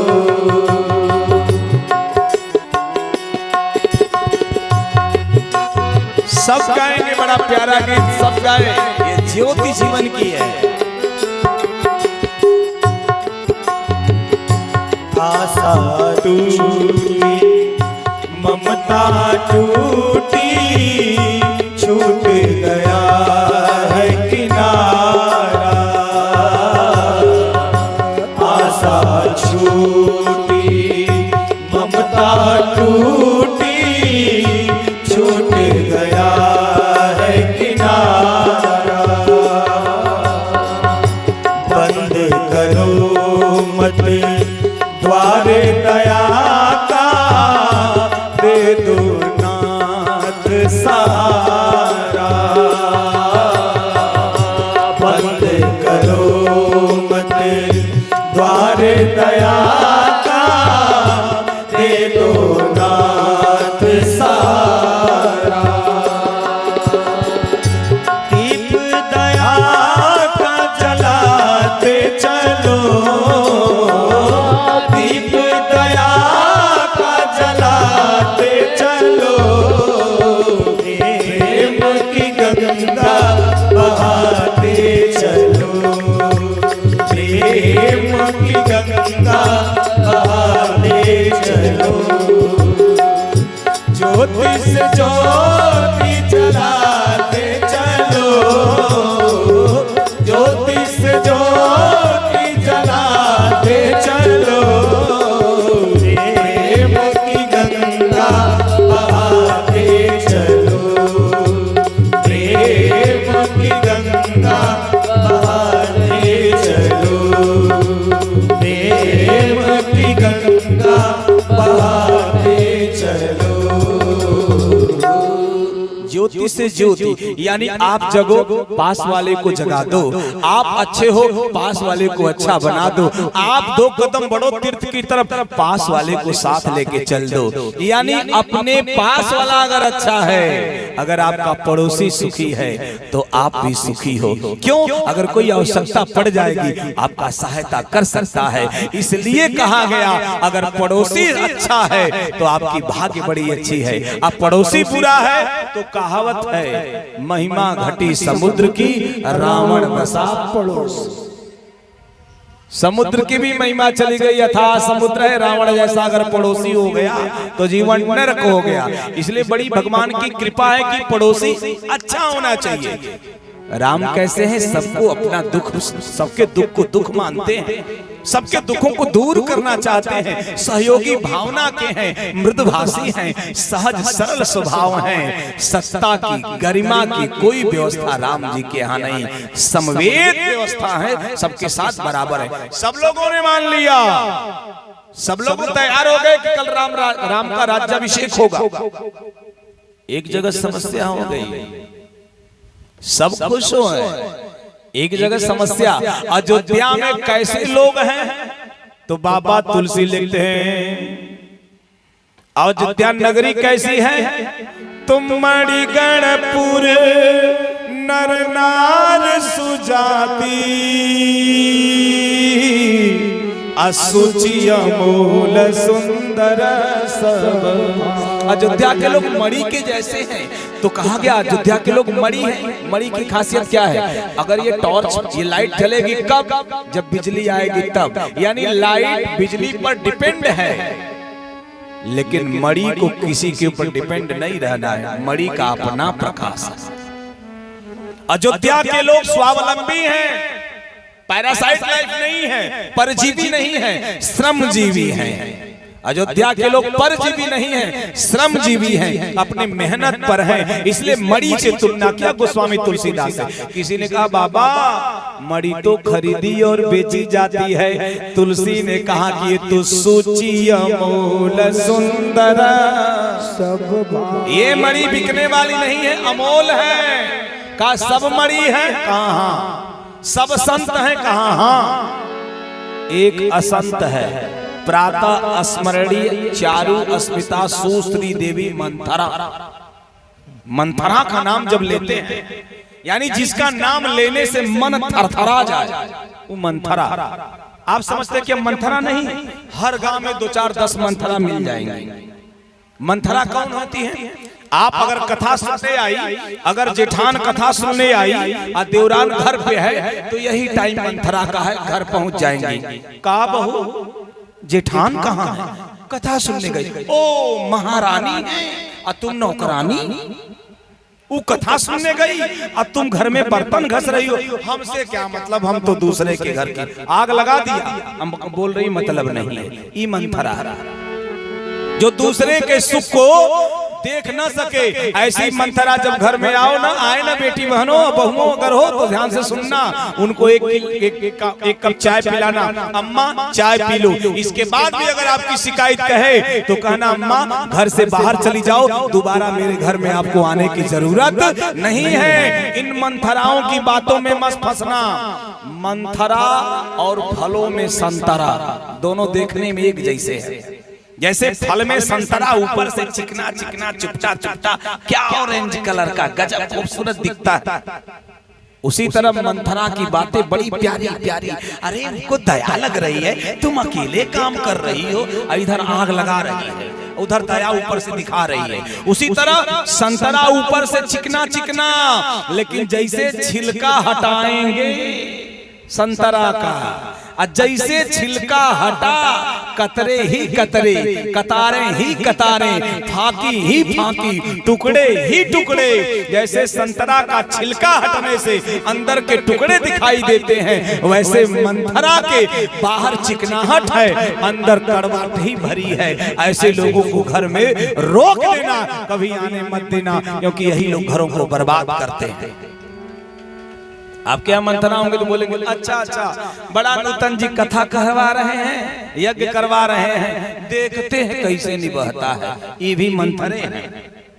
दो भाइयों में प्रेम हो रहा है तो बोलेंगे देखते हैं कैसे निभाता है। अरे निभा रहा है भैया, तुम क्यों परेशान हो? अगर दुर्भाग्य से विवाद हो गया तो छोटे भाई के पास पहुंचेंगे, चिंता मत करो, मैं हूं ना, मैं हूं ना, भोपाल तक ले चलूंगा लड़ाने के लिए। जब एक थे तो एक दिन भी नहीं आएंगे, और जैसे अलग हो गए पहुंच जाएंगे, बोलेंगे टिकट भाड़ा कराया हमारा। ऐसे पुरुषों में भी मंथरा होते हैं, बचना इनसे, यही घरों को नाश करते हैं। उसी प्रकार अयोध्या की सुख संपत्ति की सबसे बड़ी धात्री कौन है? बोले मंथरा। मंथरा के कान में बात पहुंची, कैकेयी के पास पहुंची और कैकेयी से बोली सो रही हो, आराम फरमा रही हो, और उधर राम का राज्याभिषेक। कैकेयी ने कहा तो अच्छी बात है, मेरा राम मुझे बहुत प्रिय है। अच्छा प्रिय है तो बोले राम राजा बनेगा, जो चाहोगी वो तुमको मैं दे दूंगी। मंथरा ने कहा मूर्ख, राम जब राजा बनेगा तो राजमाता कौन बनेगा? कैकेयी ने कहा मैं भी रहूंगी। कहा तू राजमाता रहेगी? राजमाता कौशल्या होगी और लक्ष्मण सचिव होगा, भरत बंद गृह सोहाई। लखन राम के भरत बंदी होंगे, लक्ष्मण सचिव होंगे और राजमाता कौशल्या तुम नौकरानी हो जाओगी। इतना भरा। अच्छा कथा मंथरा ने भी कहा। कथा का मतलब क्या होता है? कथती थी कथा, जो कही जाए। और कथा का मतलब जो जीवन से व्यथा सर्वथा दूर कर दे, वो कथा। ये कथा सुन रहे हैं, आपके जीवन की व्यथा दूर होगी। मंथरा भी कथा कही, कौन सी? बोले कही कथा सत सवत के, किस लिए? कहा जेहि विधि बाढ़, जिससे विरोध पैदा हुआ, कथा कहा मंथरा ने। इतना भरा, इतना भरा। तो सुन लेना रमेश बाबा, मूर्ख और शंख दूसरे के फूंकने से बचते हैं। मूर्ख और शंख दूसरे के फूंकने से बचते हैं। आज जो किराए की बुद्धि से चलेगा वो कभी जीवन में सुखी होने वाला नहीं है। अपनी बुद्धि विवेक से जीना, सबकी सुनना, लेकिन मान करना वही जो उचित हो। अन्यथा सलाह देकर के अनायास लोग आपके जीवन में आग लगा देंगे, जैसे कैकेयी के जीवन में आग लगी, घुसा दिया कोप भवन में।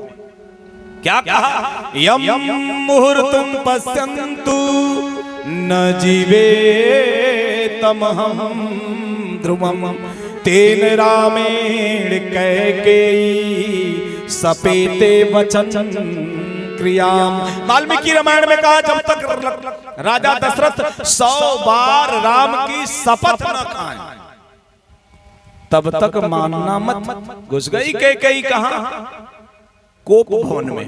मैं एक बार बता रहा था बिलासपुर में कथा थी, मैंने कहा कोप भवन, पहले कोप भवन हुआ करता था। 2-4 लोग खड़ा हुए कहे बाबा गजब का समय था, कोप भवन हुआ करता था। क्यों? हमने कहा उसमें कोई जाता था तो घर के लोग जान जाते थे कि नाराज है, तो इसको मनाना पड़ेगा, इसलिए लोग कोप भवन में क्रोधित होकर के जाते थे। बोले गजब का समाज था, कोप भवन यानी घर में भी एक कमरा था जिसका नाम था कोप भवन। हमने कहा हाँ, भला वो जमाना अच्छा नहीं था। हमने कहा मान्यवर सुन लेना, पहले घर में एक कमरा था जिसका नाम कोप भवन था। आज हम इतने एडवांस हैं, पूरा भवने कोप हो गया है। भाई से भाई नहीं बोल रहा है, सास से बहू नहीं बोल रही है, देवरान से जेठान नहीं बोल रही है। अगर देवरान को रात में उसका बच्चा रोया, जेठान के पास पहुंची, बोली दीदी जरा मेरे बेटे को दूध दे दो, भूखा है। अगर जेठान ने दूध दे दिया प्रेम बढ़ जाएगा। लेकिन आजकल की जेठान इतनी एडवांस है, जैसे देवरान कहेगी दीदी जरा एक गिलास दूध दे दो, बाबू भूखा है, जेठान बोलेगी दूध खत्म, समाप्त। और जैसे देवरान जाएगी, जेठान अपने बच्चे को बुलाएगी, चिंटू चिंटू आएगा पी लो। ऐसा दूध पी करके चिंटू रावण बनेगा, राम बनने वाला नहीं है। अरे उस दूध के 2 हिस्से कर को और आधा गिलास देवरान के बेटे को दे दो, दोनों में प्रेम बढ़ जाएगा, घर में राम राज की स्थापना हो जाएगी। ये आपके हाथ में, प्रेम बांटो, आग मत लगाओ। लगा दिया आग, घुस गई कैकई, जैसे घुसी शाम के वक्त आनंद में राजा आए। सांझ समय सानंद गयो कैकई गे, गवन निठुरता निकट किया, जनु धनि दे हंसले। राजा सांझ के समय कहाँ गया? बोले कैकई के भवन में। अच्छा अच्छे लोग हो, सांझ के वक्त घर में जाया जाता है कि मंदिर में? बोलो। सांझ के वक्त मंदिर में दिया जलाने के लिए जाया जाता है कि शाम हो गई है चलो मंदिर में दिया जला दे। लेकिन राजा कहाँ पहुंच रहा है? अपनी प्रियतमा पत्नी कैकई के घर में। इसलिए सांझ का समय मंदिर के लिए है, सांझ का समय दरवाजे के लिए है, सांझ का समय 4 लोगों के साथ बैठकर मानस की चौपाई गुनगुनाने का है, सांझ का समय 4 गांव के मुखिया बैठकर गांव की समस्या पर समाधान करने का है। सांझ का समय पत्नी के अंतःपुर में जाकर प्रेम की बातें करने का नहीं है। ये गलती राजा से हुई, घुस गया। जैसे कैकई को देखे, भूमसेन पटमोट पुराना, धन्य हो देवियों, विलक्षण है। दुनिया में इकलौती ये माताएं हैं जो रोना और गाना दोनों एक साथ कर सकती हैं। मान लेते हैं विवाह हो गया, अपने ससुराल में है, इनके मायका से अगर इनके मामा जी या ननिहाल से मामा जी या मायका से भाई पहुंच गए, जैसे भाई को देखेंगी रोना शुरू करेंगी, बाबू भैया आ गए, भाई पूरा भयंकर रोएंगी। और तब तक भैया ने मिठाई का पैकेट जैसे लगा और सब लोग कैसे हैं घर के? धन्य हो देवियों, रोना हंसना एक ही साथ आप ही को हो सकता है, दुनिया में ही प्रतिभा और कहीं होने वाली नहीं है। आप लक्षण हो साहब। अच्छा झूठ भी बड़ी जानदार बोलती हैं। आप कहोगे महाराज झूठ बोलेंगे अवगुण है, अवगुण नहीं है, इतना इनका झूठ गुणकारी है। आप कहेंगे कैसे? झूठ तो अच्छी बात नहीं है, ये झूठ भी बोलती हैं तो कैसे बोलती हैं? साहस अमृत सफलता माया भय अविवेक असौच अजाया, 8 अवगुण हैं। साहस इतना है, बोले कितना है? आज तक आप सुने होंगे मिट्टी का तेल छिड़क कर जिंदा मरने वाली औरतें ज्यादा मिलेंगी, ट्रेन के सामने कूदकर आत्महत्या करने। इतना साहस है कि दिमाग उस वक्त शून्य हो जाता है। और दूसरी बात, ये निगेटिविटी है, पॉजिटिविटी क्या है? साहस इतना है, इतना साहस है कि मायका में 24 बरस गुजारती हैं, अब विवाह के बाद अनजान जगह पर जाकर पूरे परिवार को अपने अंडर में कर लेती हैं। ये इनका साहस है, इसलिए गुण के रूप में भी परिणित है। अमृत माने झूठी, झूठी कितनी है? आप कहेंगे महाराज शिकायत कर रहे हैं, शिकायत नहीं है, झूठी इतनी है कि अगर चीनी घर में है, चाय घर में है, दाल घर में है, आटा घर में है, तो 10 दिन पहले में से आप बोलेंगे, प्रैक्टिकली बता रहा हूं, चाय है फिर भी बोलेंगे ए जी चाय खत्म, चीनी नहीं है, आटा नहीं है, तेल नहीं है, दाल नहीं है, 5 दिन पहले से ही कहना शुरू कर देंगी। अगर ये झूठ ना बोले तो हम लोग जल्दी चाय, चीनी, आटा और दाल घर में लाकर समय पर रखने वाले नहीं हैं। हम कैसे हैं? आटा है कि नहीं है, चाय है कि नहीं है। बाहर 4 लोग आ गए, अंदर आदेश चाय बना दो, चीनी नहीं रहेगी, क्या बनाएंगे? खोपड़ी अपना।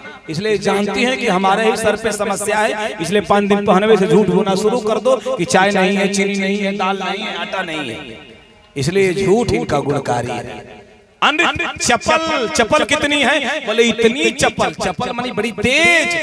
8 बजे पति को घर से निकलना है ऑफिस के लिए, 8 बजे बच्चे को स्कूल जाने के लिए बस पकड़ना है, 8 बजे नाश्ता सबको चाहिए, नाश्ता बना रही है, पराठा सेक रही हैं। तब तक बच्चा बोला मम्मी जूता, दौड़ के गई जूता ला के दे दी। पति बोला टाई कहाँ है? दौड़ के गई टाई ला कर दे दी। तब तक किसी ने कहा अरे पर्स कहाँ है? गई पर्स ला कर दी। मम्मी बैग कहाँ है? बैग ला के दे दी। पराठा भी पलट रही है, सब्जी भी बना रही है, आपको भी मेंटेन कर रही हैं। अगर ये चप्पल नहीं होती तो आपके गृहस्थी की गाड़ी चलने वाली नहीं है। इसलिए चप्पलता इनका। अगर इधर जाएंगे तो ज्यादा समय निकल जाएगा, छोड़ो, हम पॉइंट पर आते हैं। निवेदन करें, जैसे दशरथ जी ने देखा, मनाना शुरू किया, मानती नहीं है, हाथ को झटक देती है। जब दशरथ जी ने कहा मैं शपथ राम की खाता हूं, यम मुहूर्तुम पश्यन्तुम न जीवे तमहम ध्रुवम, मैं राम के बिना जी नहीं सकता। मैं राम की शपथ खा के कहता हूँ तुम जो मांगोगी मैं तुमको दे दूंगा। आज जैसे शपथ खाया वैसे कैकेयी उठ करके खड़ी हो गई और हाथ जोड़ करके बोली जो मैं मांगूंगी दे दोगे? राजा ने कहा दे दूंगा। तो राजा से कैकेयी मांग रही है वरदान कि सुनहु प्राण प्रिय भावत जी का, देहु एक भर भर टीका। पहला वरदान मैं मांग रही हूँ मेरे बेटे भरत को गद्दी। दूसरा, राजा ने जैसे पहला वरदान सुना कि बस भरत को गद्दी, संकल्प करके आए थे राम को मैं युवराज बनाऊंगा, भरी सभा में संकल्प किया था। और घर में जब पत्नी ने कहा मैं अपने भरत के लिए गद्दी मांगती हूँ, राजा की क्या स्थिति हुई रहेगी? एक तरफ वचन दिया है राम को राजा बनाऊंगा, और दूसरी तरफ प्रियतमा पत्नी अपने बेटे को गद्दी मांग रही है। राजा दशरथ ने हाथ जोड़ करके कहा क्या कह रही हो? हमरे भरत राम तो याकी, सत्य कहूं कर शंकर साखी। मैं शंकर को साक्षी मान के कहता हूं, मैं राम भरत में भेद नहीं। रघुकुल की ये रीति है कि बड़ा बेटा ही राजा बनता है, उसका निर्वाह करने दो। कैकेयी बोली नहीं मानूंगी, दूसरा वरदान आपसे मांग रही हूं। राजा ने पूछा दूसरा वरदान कैसा है? दूसर बर कर जोरी, मांगू दूसर बर कर जोरी, पूर्वहुनाथ मनोरथ मोरी, पूर्वहुनाथ मनोरथ मोरी। तापस वेश विशेष उदासी, तापस वेश विशेष उदासी, 14 बरिस राम बनवासी, 14 बरिस राम बनवासी, 14 बरिस राम बनवासी। राम तपस्वी के वेश में 14 वर्षों तक वन में जीवन यापित करे, वलकल पहन करके जाए, नंगे पांव, सारे आभूषणों को निकाल दे। मेरा दूसरा वरदान है। जैसे दशरथ जी ने दूसरा वरदान सुना धड़ाम से गिर गए, मूर्छित होकर के धरती पर गिर पड़े। जैसे दशरथ जी मूर्छित हुए, कुछ देर बाद होश जब आया दशरथ जी को, हाथ जोड़ करके कैकेयी के सामने गिलगिलाने लगे, बिलबिलाने लगे। हाथ जोड़ करके कैकेयी के सामने दशरथ जी ने कह दिया कैकेयी मैं दशरथ चक्रवर्ती सम्राट तुम्हारे सामने हाथ जोड़ करके अपने जीवन की भीख मांग रहा हूं, क्योंकि मैं राम के बिना जीवित नहीं रह सकता। कैकेयी ने कहा आपने 2 वरदान देने को कहा था, आज जब वरदान देने का अवसर आया तो हाथ जोड़ रहे हो, अपनी बात से मुकुर रहे हो। अरे यहाँ का तो नियम है, रघुकुल रीत सदा चली आई, प्राण जाए पर वचन न जाए। तुम अपने प्राण का मोह करके अपने वचनों का परित्याग कर रहे हो। बहुत डांटा है। वाल्मीकि रामायण में तो एक एक शब्द कहा है जो मैं मंच से नहीं कह सकता। ये शब्दों कठोर शब्दों का प्रयोग किया है दशरथ जी के ऊपर। सुबह हो गई मनाते जानते समझदाते, लेकिन कैकेयी नहीं मानी। सुबह की बेला में जब सुमंत जी का आगमन होता है और जैसे कैकेयी के उस रूप को देखते हैं, दशरथ जी महाराज की अवस्था को देखते हैं, समझते हैं, इशारा होता है, राम जी को लेकर के आते हैं और राम जी को भवन में प्रवेश करते हैं। बड़ा मार्मिक प्रसंग है, ध्यान से सुनिएगा। जैसे राम जी को भवन में प्रवेश किए वैसे दशरथ जी ने राम जी को देखा, विलाप करने लगे। पिता को देखा, राम जी किंग कर्तव्य विमूढ़, मेरे पिता को क्या हो गया, कुछ जानते नहीं हैं। आज जब नहीं जानते पूछा मेरे पिताजी के दुख का कारण क्या है। कैकेयी ने हंस करके कहा तुम्हारे प्रति अत्यधिक अनुराग का कारण है तुम्हारे पिता का ये दुख, तुम्हारे प्रति अत्यधिक प्रेम का कारण है तुम्हारे पिता का दुख, और कोई कारण नहीं है राम। पता चलता है पिताजी उठते हैं, दशरथ जी महाराज राम जी को कलेजे से लगा करके रोते हैं। जब अलग होते हैं राम जी खड़ा होते हैं, एक मार्मिक दृश्य वहां खींचता है। दशरथ जी की आंखों से गंगा जमुना की अविरल धारा प्रवाहित हो रही है। दशरथ जी रो रहे हैं और रो करके दशरथ जी ने हाथ जोड़ा, हाथ जोड़ करके ब्रह्मा को याद किया। और जैसे हाथ जोड़ा ब्रह्मा को याद किया, विधि ही मनाई राम मन माही जय रघुनाथ न कानन जाए। विधि को याद किया ब्रह्मा को, ए ब्रह्मा आप भाग्य लिखते हो। आज ये अभागा दशरथ जिस राम लक्ष्मण भरत शत्रुघ्न के लिए चौथे पन में इतनी निकट यज्ञ करके ऋषियों के चरणों में बैठ करके राम को प्राप्त किया, आज उसी राम को उसकी प्रियतमा पत्नी उसकी आंखों से दूर कर रही है। और जिसके जीवन से राम चला जाएगा उसके जीवन की कोई सार्थकता नहीं रह जाएगी। इसलिए हे विधि, हे भाग्य विधाता, हे ब्रह्मा, मैं दशरथ आपसे निवेदन करता हूं सूर्य वंश के दीपक को बुझने से बचाना। मानो भाव पक्ष के आकाश में ब्रह्मा जी का प्राकट्य हुआ और ब्रह्मा जी प्रकट हुए। ब्रह्मा ने प्रकट होकर के दशरथ से कहा, दशरथ क्या करूं तुम्हारे लिए। दशरथ जी ने कहा, जय रघुनाथ न कानन जाए। ऐसा करो कि मेरा बेटा राम जंगल न जाए।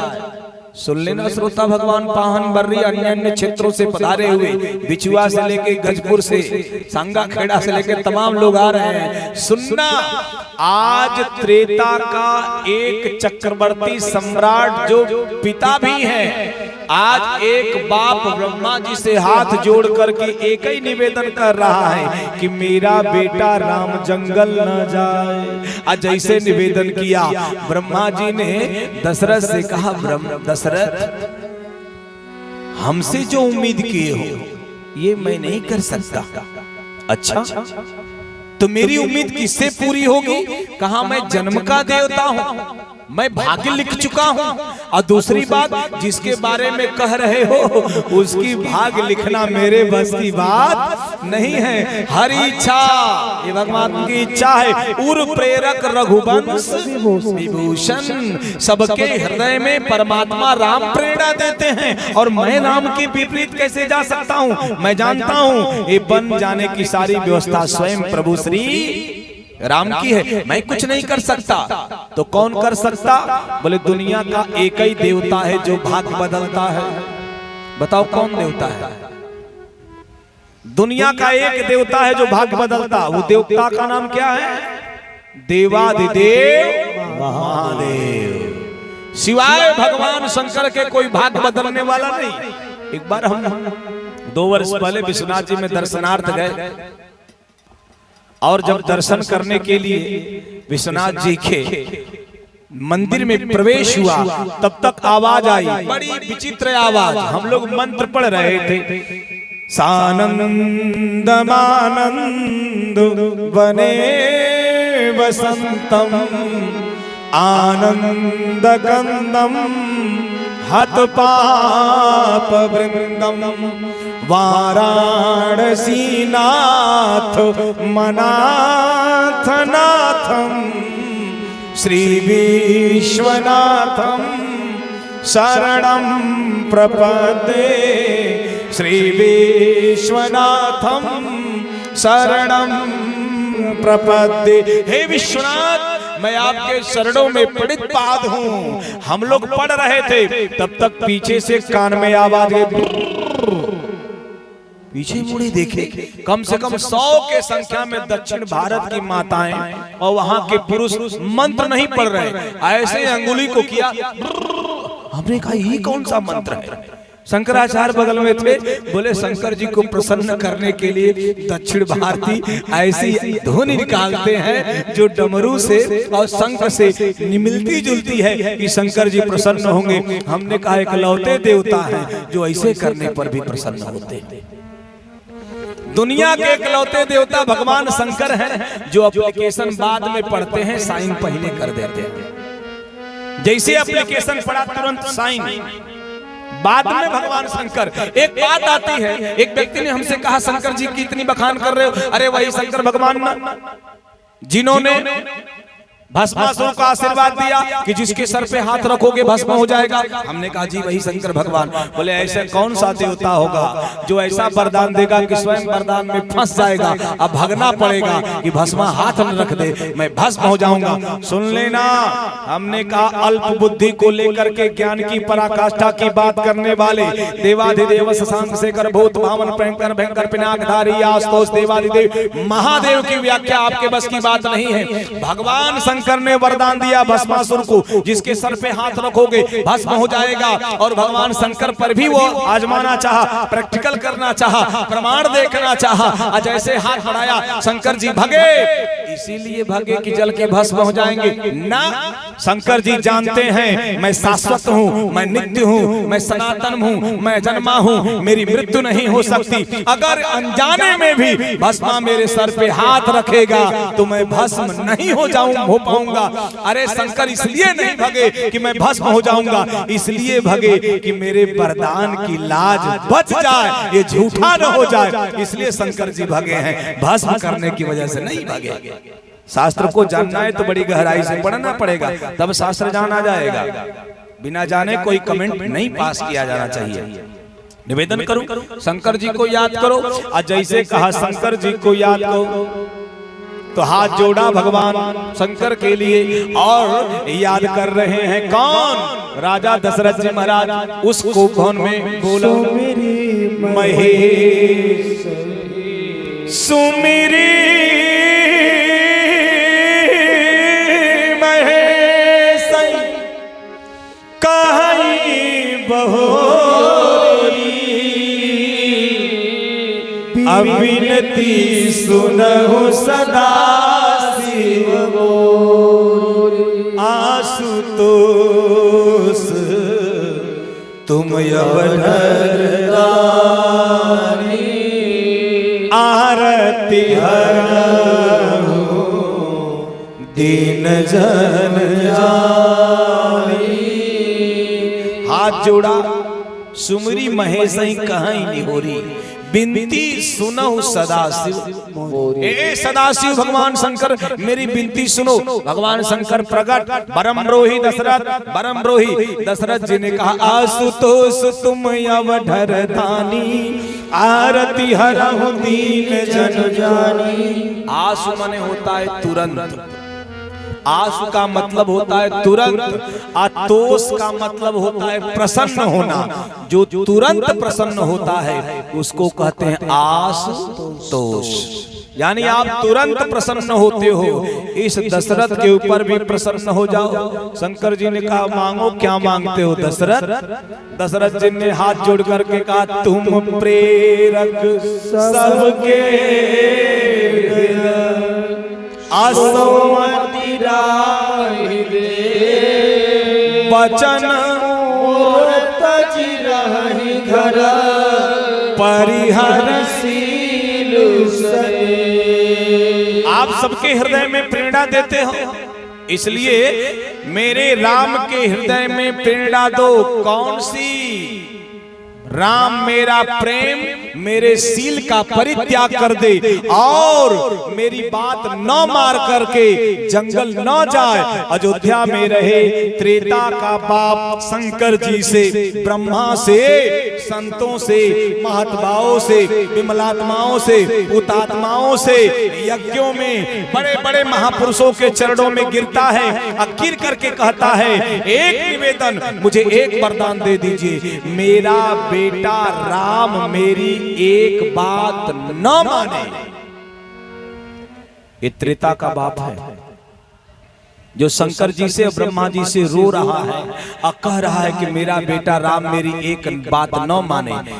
और कलयुग के बाप मंदिरों में, यज्ञों में, विद्वानों के यहाँ, भगवान के यहाँ, संतों के यहाँ, महापुरुषों के यहाँ, वैष्णव धाम में, बागेश्वर धाम में, सीहोर में, विश्वनाथ में, उज्जैन में रोते हैं। पूछा जाता है क्यों रो रहे हो?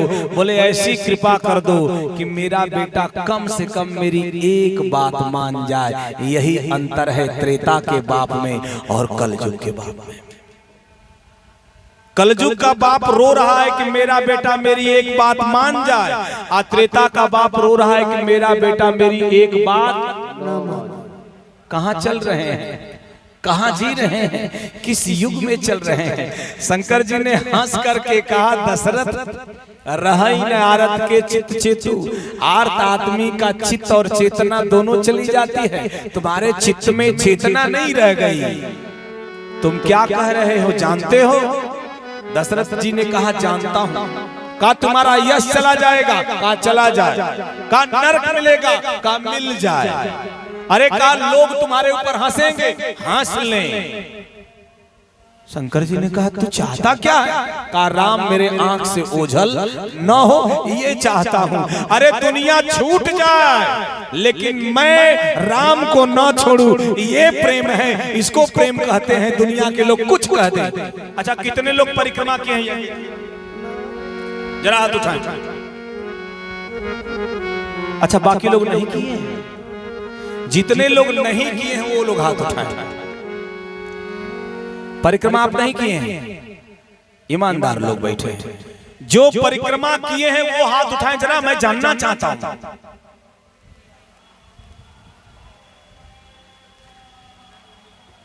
परिक्रमा क्यों करते हैं? परिक्रमा आप करते हो क्यों किए हो? आप जानते हो क्यों? यज्ञ भगवान की परिक्रमा क्यों की जाती है? कारण जानते हैं? आप जब यज्ञ मंडप में या भगवान की मूर्ति के सामने या भगवान की विग्रह की आप प्रदक्षिणा करते हैं, परिक्रमा करते हैं, तो क्यों करते हैं? उसका एक है, जब आप भगवान की परिक्रमा करते हैं तो ध्यान देना, यानी सेंटर बीच में है और आप परिधि पे घूम रहे हैं। केंद्र बिंदु बीच में, यज्ञ मंडप केंद्र बिंदु है। सारे देवता भगवान वहां उपस्थित हैं और आप उनकी प्रदक्षिणा कर रहे हो, यानी आप अपने जीवन में अपने अहंकार का सेंटर त्याग करके अपने मुख्य बिंदु पर परमात्मा को रख रहे हो। यानी मेरी अब कोई जीवन की व्यवस्था नहीं है, सारी आपकी है। मैं तो आपको ही सब मानता हूं। यह मान करके मैं आपके ही इर्द गिर्द रहना चाहता हूं, मैं आपके ही इर्द गिर्द हूं, इसलिए परिक्रमा की जाती है। भगवान हो जाता है केंद्र बिंदु और हम हो जाते हैं परिधि। केंद्र बिंदु को मान करके परिधि पर घूमता है, यानी भगवान मुख्य और हम उसके हो गए उपग्रह जो उसको घूमते रहते हैं। ये परिक्रमा का मूल कारण है, यानी हमारा जीवन परमात्मा के इर्द गिर्द हो। वहां परिक्रमा किए, फिर जीवन कहीं और चला गया। लाभ तो है, लेकिन मूल विषय ये है। शंकर जी ने कहा दशरथ जी से, क्या मांग रहे हो दशरथ, तुमको पता है अपयश होगा? दशरथ जी ने कहा सब चले। शंकर जी ने हंस के कहा तुम चाहते क्या हो? दशरथ जी ने कहा मेरे घर की भाभी को मिटा दीजिए। और जैसे कहा भाभी को मिटा दीजिए, हंस करके शंकर जी ने कहा मैं क्या भाभी मिटाऊं? जब मैं अपने घर की भाभी नहीं मिटा पाया तो तुम्हारे घर की भाभी क्या मिटाऊं? कहा कैसे? कहा मैं अपनी पत्नी सती को समझाते समझाते थक गया। आज जब नहीं सती मानी तो मैंने ध्यान दिया तो मैंने क्या पाया?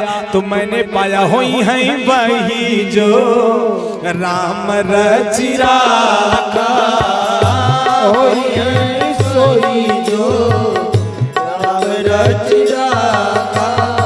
मैं को कर तरक बढ़ावहि साथा, को कर बढ़ावहि साथा। हरि इच्छा बनवाना, हरि इच्छा भावी बनवाना। हृदय विचारक शंभु सुजाना, हृदय विचारक शंभु सुजाना, हृदय विचारक शंभु सुजाना। हरि इच्छा भावी बलवाना, हृदय विचारक शंभु सुजाना। यहाँ मेरी इच्छा चलने वाली नहीं है। जब मेरी इच्छा मेरे घर में नहीं चल पाई तो राम के घर में मेरी इच्छा चलने वाली नहीं है, क्योंकि सबके हृदय में प्रेरणा तो राम देते हैं। उन्हीं की इच्छा है जंगल जाने की, मैं कुछ नहीं कर सकता। दशरथ ने कहा सरकार कुछ, अब जान गए कि मोह में है दशरथ। शंकर जी ने कहा 10 मिनट। दशरथ जी ने कहा 10 मिनट समय दीजिए। कहा किस बात के लिए? कहा मैं कुछ कहना चाहता हूँ। दशरथ जी ने कहा कुछ कहना चाहता हूँ। शंकर जी ने कहा कहो। कहा आप दुनिया के मालिक हो, आप जगत के गुरु हो, आपकी बात कौन नहीं मान सकता? शंकर जी ने कहा सुनो मेरी कथा सुन लो। कहा क्या? दशरथ जी को शंकर जी ने कथा सुनाना शुरू किया। कौन सी कथा सुनाया? कहा शिविदधि चहरि चंद नरेसा, शिविदधि चहरि चंद नरेसा। सहु धर्म हित कोटि कलेसा, सहु धर्म हित कोटि कलेसा। रंति देव बल भूप सुजाना, रंति देव बल भूप सुजाना। धरउ धर्म सहि संकट नाना, धरउ धर्म सहि संकट नाना।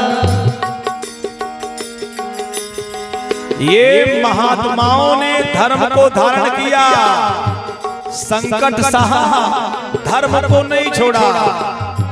धर्म क्या है? धर्म न दूसर सत्य समाना, धर्म न दूसर सत्य समाना। आगम निगम पुराण बखाना, आगम निगम पुराण बखाना। आगम निगम पुराण बखाना, आगम निगम पुराण बखाना।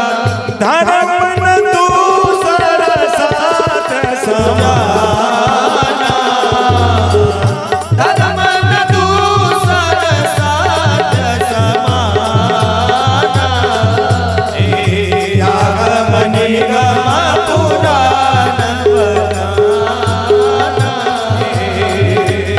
आगम निगम पुराण बखाना।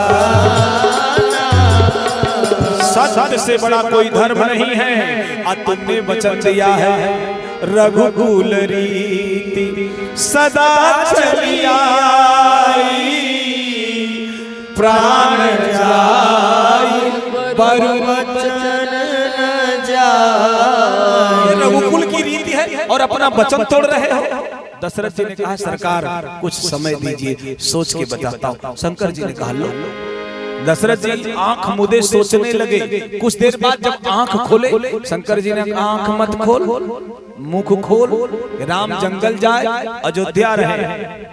राम जंगल जाए कि अयोध्या रहे, दशरथ बताओ, मुख खोलो, जवाब दो, पूछ जो रहा हूं। वहां तुलसी की लेखनी बोलती है। तुलसी क्या लिखते हैं कि असमन गुने राव ने बोला, अपी पर पात सरिस मंडोला।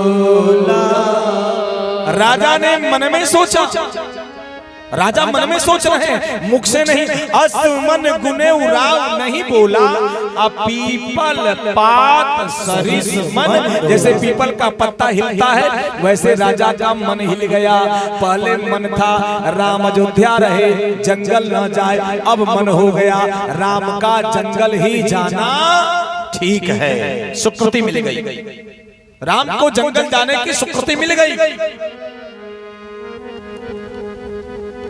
जैसे सुकृति मिली, राम जी ने प्रणाम किया, माता कौशल्या के पास आए। माता कौशल्या ने पूछा, राम कल तुमको राजा बनना है, जब बेटा राम मेरा राजा बनेगा, राज्याभिषेक से पहले उपवास रहना पड़ेगा, इसलिए मैंने भोजन बनाया है, मैंने वस्त्रों को सजाया है। मेरा बेटा राम स्नान करके आएगा, अपने हाथ से भोजन कराऊंगी, वस्त्रों को पहनाऊंगी, अपने बेटे को लाड प्यार करूंगी। ये माँ है। जैसे माँ ने कहा, भगवान राम ने मुस्कुरा करके, गजब राम की परिस्थिति है साहब। भगवान राम मुस्कुराते हैं, अब मुस्कुरा कर कहते हैं, मैया माँ तो बड़ी विशाल होती है, माँ बड़ी विशाल होती है, माँ का हृदय बड़ा विशाल होता है। कौशल्या मैया ने कहा, मतलब? अच्छा एक बात बताओ पाहन बर्री के लोगों, आप माँ कहो, माँ, माँ मुंह खुल जाएगा, माँ मुंह खुल जाएगा, अम्मा मुंह खुल जाएगा, अम्बा मुंह खुल जाएगा, माई मुंह खुल जाएगा। जिसका नाम लेने से मुंह खुल जाता है वो माँ होती है, और जिसका नाम लेने से मुंह बंद हो जाता है वो बाप होता है। बाप मुंह बंद हो गया, बाप मुंह बंद, माँ मुंह खुल जा। इसलिए बच्चा जब भी मुंह खोलता है माँ के सामने खोलता है, यानी ममता के मानवीय करण का नाम माँ है, तो अनुशासन के मानवीय करण का नाम पिता है। पिता अनुशासन है और माता ममता है। जब ममता में पला हुआ बच्चा पिता के अनुशासन में जीवन जीता है, वही राम के रामत्व को समझता है। इसलिए माँ की ममता और पिता का अनुशासन दोनों होना चाहिए, दोनों बराबर। अगर ममता ज्यादा हो गई, अनुशासन कम हो गया तो बेटा बिगड़ जाएगा। अगर ममता कम हो गई, अनुशासन ज्यादा हो गया तो बेटा दब्बू हो जाएगा। इसलिए तराजू के दोनों पड़ले बराबर होने चाहिए, एक दब गया तो बिगड़ जाता है मामला। इसलिए दोनों बराबर हो। माँ ने कहा, मेरी बेटी तुम कह क्या रहे हैं? राम जी ने कहा, मुझे छोटा सा राज दे रही हो, अयोध्या का राजा? अरे तुमसे बड़े तो मेरे पिता महाराज हो गए, मेरे पिता ने मुझको राज दिया। कहा कौन सा राज दिया? कहा मुझे पिता दीन मोहे कानन राजू,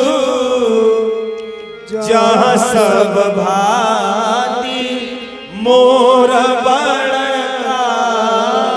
मुझे पिता ने जंगल का राज दिया है। अच्छा, आज के बेटे को पता चल जाए कि मेरे पिताजी मुझको अपनी संपत्ति से बेदखल कर दिए, वो क्या कहेगा? ठीक है, मैं इटारसी में जाके मकान लेके रह लूंगा। क्या कहेगा? कहेगा मैं कोर्ट में जाके साबित करूंगा कि पिताजी पगला गए। क्या कहेगा?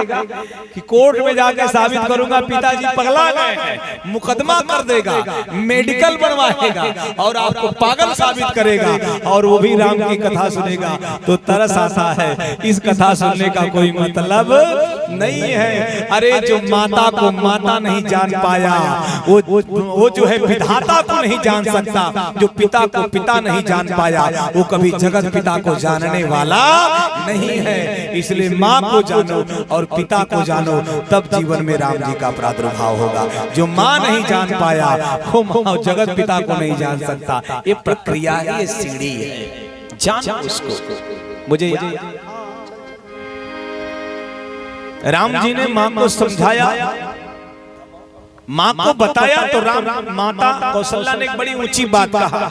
माता कौशल्या ने एक बात राम जी से कहा, राम अगर केवल पिता महाराज ने, हाँ अगर केवल पिता महाराज ने तुम्हें जंगल दिया है तो सुन लो राम, अगर पिता महाराज ने जंगल दिया तो मैं बड़ी माँ हूँ, रोक रही हूँ। अगर माता पिता दोनों ने जंगल दिया, जो पितु मात कहे बना जाना अतो कान सत अवध। अच्छा आज एकादशी है कि द्वादशी है? आज द्वादशी है। हम कल एकादशी लोग व्रत थे, हमारी पूरी टीम में 2 ही लोग आज एकादशी हैं। धीरे धीरे बोल रहे हैं, काका और रमेश बाबा जोर से बोलिए। आप लोग जरा सा पूरा दम दिखाइए कि आप लोग खा के आए हैं, पी के। सियावर रामचंद्र भगवान की निवेदन करूंगा आपको, जैसे बात कहा भगवान राम ने स्वीकार किया। आइए समाचार मैया जानकी जी को पता चला। अब आइए हमारे विभाग में माताओं के, अब ध्यान से सुनना। माता जानकी अपने कक्ष में बैठ करके अपने दासियों के साथ श्रृंगार करा रही थी। श्रृंगार हो रहा था मैया जानकी जी का। कोई पायल पहना रहा, कोई बिछिया पहना रहा, कोई कमर बंद कर रहा, कोई बाजू बंद, कोई अंगूठी, कोई हार, कोई नथनी, कोई मांग टीका, अन्य अन्य जितने आभूषण से पहनाए जा रहे थे। तब तक एक दासी ने कान में आवाज दिया, और जैसे आवाज कान में गई, बाबा तुलसी लिखते कि समाचार ते समय सुनी सिया उठिया रुलाई, जाय सासु पद कमल जुग अबंदी बैठ सिरुना। सीता जी को पता चला मेरे स्वामी को जंगल हो गया, अपने कक्ष से निकलती है। अब ध्यान देना, सास और बहू हो तो सुन लेना, बेटा हो तो सुनना। राम जी माँ के सामने खड़े हैं, ये स्थिति है। सीता जी आ रही हैं, आई तो कहाँ आई? अपने सासू माँ कौशल्या के चरणों में अपने आंचल को लगाया, प्रणाम किया। ये आंचल बड़ी चीज है। माताएं प्रसाद लेती हैं तो किस में लेती हैं? आंचल में लेती हैं। माताएं किसी को प्रणाम करती हैं तो आंचल से करती हैं। माताएं अगर दीपक बुझाती हैं तो आंचल से बुझाती हैं। माताएं बच्चे को लाड़ प्यार करती हैं तो आंचल से करती हैं। माताएं श्राप भी देती हैं तो कहती हैं जाओ तुम्हारा पूरा खानदान नाश हो जाए। धन्य हो आंचल से होता। बड़ा भारी महिमा इसकी है। इन माताओं के अंदर बड़ी क्षमता है। माता को सीता ने आंचल रख करके प्रणाम किया। अब माता कौशल्या को प्रणाम करके उनका आंचल पकड़ करके अपने मुंह पे रखा, अब बैठ गई, रोने लगी। ये सीता है, अपने घर से निकलती हैं, अपने कमरे से निकलती हैं, अब से निकलती हैं तो निकल करके कहाँ आती हैं? सीधे सासू माँ के चरणों को प्रणाम करती हैं। और आज की बहू अपने कमरे से निकलेगी एक्स्ट्रा मॉडर्न, वेल क्वालिफाइड, बड़े यूनिवर्सिटी से बड़ी डिग्री लेकर के, master of art, master of science, master of agriculture, master जो है गृह विज्ञान से। ये कैसे आएगी आज की बहू? अपने कमरे से निकलेगी, एक हाथ में चश्मा, दूसरे हाथ में सरस सलील पत्रिका, निडिल टॉप सैंडल, खट खट खट खट। कहाँ? सास के पास नहीं, सीधे राम के पास। Mister Ram, where are you going? कहाँ जा रहे हैं? जंगल। क्यों? कैकेयी ने वरदान दिया, मांगा है। अच्छा, कैकेयी ने पैदा किया है? नहीं नहीं, मैं तो मां समान मानता हूँ। आइडियल पर्सनालिटी समान मानते हो? नहीं मानोगे? नहीं, मैं तो जंगल जाऊंगा। अच्छा अच्छा, तो जंगल चले जाओ, मैं जा रही हूँ मायके, लौट के आना तो फोन कर देना। धन्य हो देवियों। बिलासपुर में मैं कथा कह रहा था, मैंने पूछ दिया जंगल राम को हुआ, सीता जी भी जंगल चली गई, क्यों? अगर आप लोग होती सीता के जगह पे तो क्या करती? उन माताओं में सैकड़ों माताओं ने दोनों हाथ उठाया। हमने पूछा क्या करती? छत्तीसगढ़ की माताओं ने कहा बाबा जंगल चले जाते हैं। मेरी छाती तो छाता हो गई, वाह इतनी ऊंचाई, आप जंगल चली जाती? बोले हाँ बाबा हम जंगल चले जाते। हमने कहा क्यों चली जाती? जंगल तो राम को हुआ, आप क्यों चली जाती? उन माताओं ने कहा बाबा 3 सांस के अंदर में जीने से अच्छा जंगल चले जाना है। एक सांस तो कोई झेल ही नहीं पाता है, 3-3 सांस कौन चलेगा? धन्य हो देवियों, विलक्षण हो। इसलिए अगर जिएंगी तो बड़ी ऊंचाई पर और दबाव देंगी तो बड़ी ऐसे ही कि आपके दिमाग की सारी नसें खुल जाएंगे। माता सीता जी ने प्रणाम किया माता कौशल्या को। अब प्रणाम करके माता कौशल्या के आंचल को अपने आंख पे रखा और फफक करके रोने लगी। कौशल्या ने कहा सीते क्यों रो रही हो? अब क्या करें, व्याख्या तो करना है। कितना बज गया? सियावर रामचंद्र की जय। बहुत बहुत साधु। निवेदन करें सीता जी से कौशल्या जी ने पूछा क्यों रो रही हो, तुम्हारे रोने का कारण क्या है? राम जंगल जा रहा है इसलिए रो रही हो? सीता जी बोली नहीं। पति से वियोग हो रहा है इसलिए रो रही हो? सीता जी बोली नहीं। राम जंगलों में कंटकाकांड मार्गों पर नंगे पांव चलेगा इसलिए रो रही हो?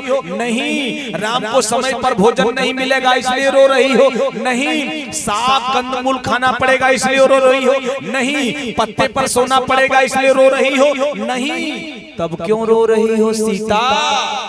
सीता जी ने गजब का उत्तर दिया और उत्तर दे करके कहा सेवा समय दैव बन दीना अमोर मनोरथ सफल कीना। अरे जब मैं छोटी थी आप माताओं ने मुझे पाल पोस करके 16 वर्षीय सीता बना दिया। 16 वर्ष की मैं सीता बन गई। जब छोटी थी सास माताओं ने मुझे बच्ची की तरह से पाला और 16 वर्षीय सीता बना दिया। और जब मैं सेवा करने के योग्य आई उस विधाता ने मुझे जंगल दे दिया, इसलिए रो रही हूँ कि सास की सेवा नहीं कर पा रही। सीता मैया को दुख है कि सास की सेवा नहीं कर पा रही। ये सेवा की व्यवस्था है। एक गुरु जी गए चेले के यहाँ, चेला पैर दबाने लगा। 3 घंटा बाद गुरु जी ने आंख खोला, कहा कितने भाई हो? चेले ने कहा 4 थे, कल से 3 ही रहेंगे। बोले कहा क्यों? कहा रात भर पांव दबाएंगे तो मर ही न जाएंगे। उसी प्रकार कोई कोई सास इतनी अच्छी होती है कि बहू पांव दबा रही है और सो जाएगी। 2 घंटा बाद आंख खुलेगी तो बोलेगी वाह बहू वाह, अब नस पाई हो। इधर बहू की नस उखड़ गई दबाते दबाते। ऐसी सेवा मत लो कि बहू देख करके हार्ट अटैक हो जाए। इसलिए बहू ने ट्रेंड बदल दिया। पहले बहू खूब सेवा करती थी और जब ज्यादा सास सेवा लेने लगी तो बहुओं ने नाखून बढ़ा लिया और 2 बार कोंच दिया। सास ने कहा जाओ रूम में। ट्रेंड बदलता जाता है। सेवा लो, विनोद की बात है। सेवा लो, जैसे बहू सास की पांव को पकड़ के दबाना शुरू के कुछ देर दबाए, इसका अच्छा बेटा जाओ अपने कमरे में, अब जाओ कल चल करके बहुत सारे काम करना। इसको सेवा कहते हैं। ये नहीं को दबाना शुरू कर तुम आंख मूंद लो, पूरी रात दबाते दबाते वो बेहोश हो जाए, दूसरे दिन आपके पास नहीं आएगी। सेवा का मतलब है कि सेवा करने वाला तत्पर रहे और सेवा लेने वाला सदैव मना करता रहे कि नहीं ठीक है, तब दोनों का संबंध बना रहता है। जैसे सीता जी ने कहा वैसे कौशल्या जी ने सीता से बड़ी ऊंची बात कहा। सीता एक बात बताऊं?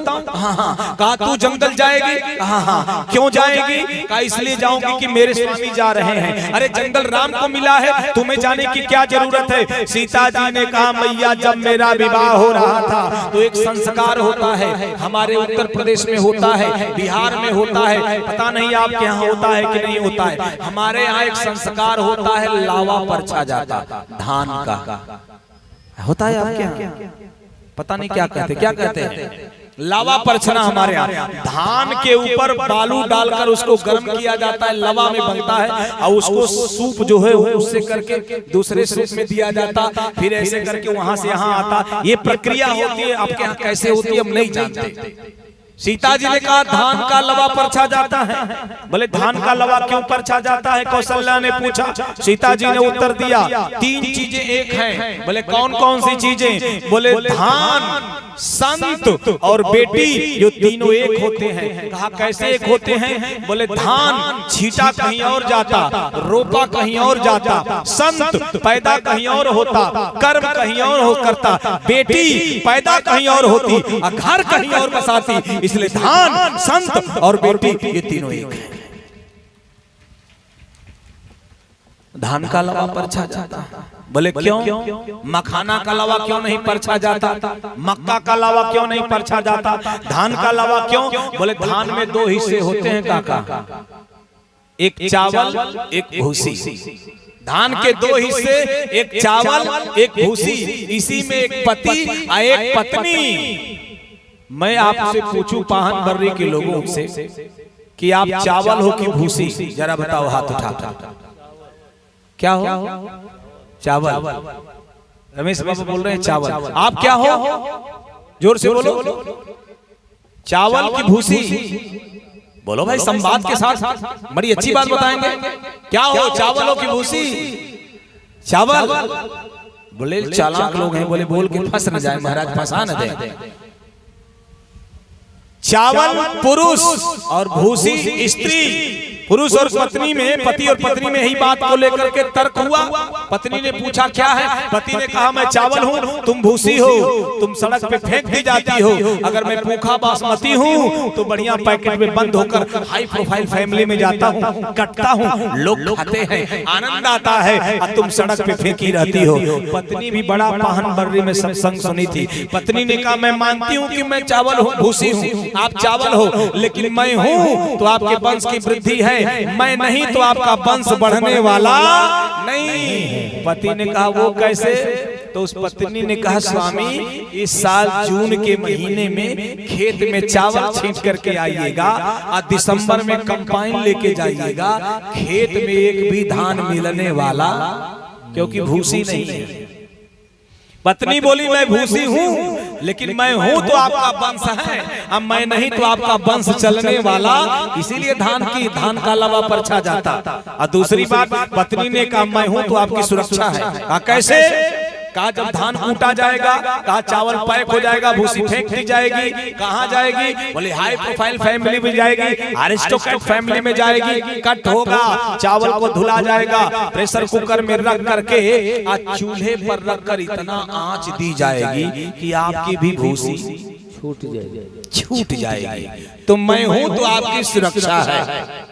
तो धान का लवा क्यों सीता जी ने कहा? इसलिए कि जब धान के ऊपर गरम बालू पड़ता है, बर और वधू खड़े होते हैं, और जैसे गरम बालू पड़ता है वो धान फूटता है और लवे में परिणित होता है, लेकिन उस लवे में भूसी चिपकी रहती है और बर वधू को उपदेश देती है, ऐ बर वधू हम देखो धान जब विपत्ति रूपी बालू पड़ा लवा में बदले लेकिन भूसी चिपकी रही, उसी प्रकार तुम्हारे भी जीवन में कभी विपत्ति पड़े तो एक दूसरे का साथ देना, कभी साथ छोड़ना मत। इसलिए धान का लवा परछा जाता। सीता जी कहीं मैं जाऊंगी, मुझे जाना है। माता कौशल्या निरुत्तर हो गई, और जब निरुत्तर हो गई राम को पास बुलाई, आगे बढ़ा जाएगा। राम के हाथ को पकड़ लिया, सीता जी के हाथ को दे दिया, राम जी के हाथ में ध्यान देना। ऐसे हाथ दे करके कौशल्या जी ने राम से कहा राम आज जो हाथ तेरे हाथ में दे रही हूँ ये कौन है? राम ने कहा मेरी पत्नी सीता है, दशरथ जी महाराज की पुत्र वधू सीता है, लक्ष्मण की भाभी सीता है, जनक जी की पुत्री सीता है। कहा कौशल्या ने अधूरा परिचय है। आज अयोध्या की चक्रवर्ती सम्राट की पत्नी कौशल्या जो सास हैं दुनिया को उपदेश दे रही हैं कि उनकी नजर में बहू कौन है, तो माता कौशल्या बोल रही हैं के सरकार नयन पुतरी करी प्रीति बढ़ाई राखे प्राण जानकी लाई। नयन पुतरी करी अरे प्रीति बढ़ाई राखे प्राण जान की हिला। मैं सीता को आंखों की पुतली बना करके रखी हूँ, दो पलके हैं, सास और ससुर।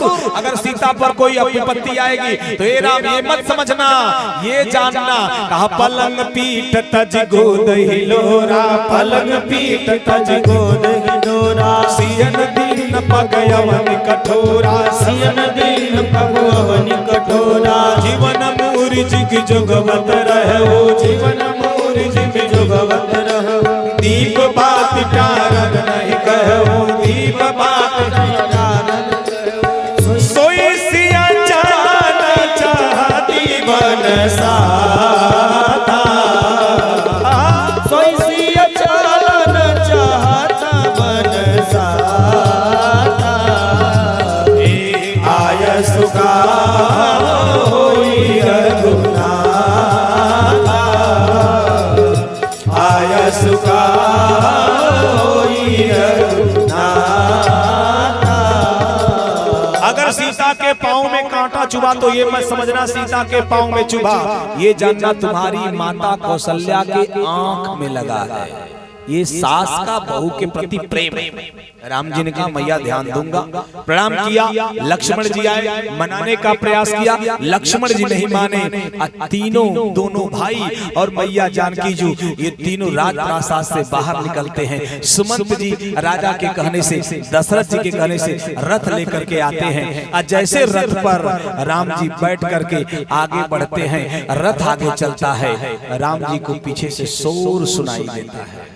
मुड़ करके देखा तो क्या पाया, अयोध्यावासी पीछे पीछे। राम जी ने कहा आप लोग कहां? अयोध्यावासियों ने कहा आप जहां हम वहां। कारे मैं 14 दिन के लिए जंगल नहीं जा रहा, 14 महीने के लिए जंगल नहीं जा रहा, 14 वर्ष के लिए जंगल जा रहा हूं। जैसे कहा 14 वर्ष के लिए, अयोध्या वासियों ने कहा जीवन भर अगर आप जंगल में रहेंगे तो जीवन भर हम आपके साथ जंगल में ही रहेंगे, क्योंकि जहां राम है वहीं अयोध्या है, जहां सूर्य है वहीं दिन है। हम अयोध्या आप ही को मानते हैं, हम मानने वाले नहीं हैं। लाख मनाए नहीं माने।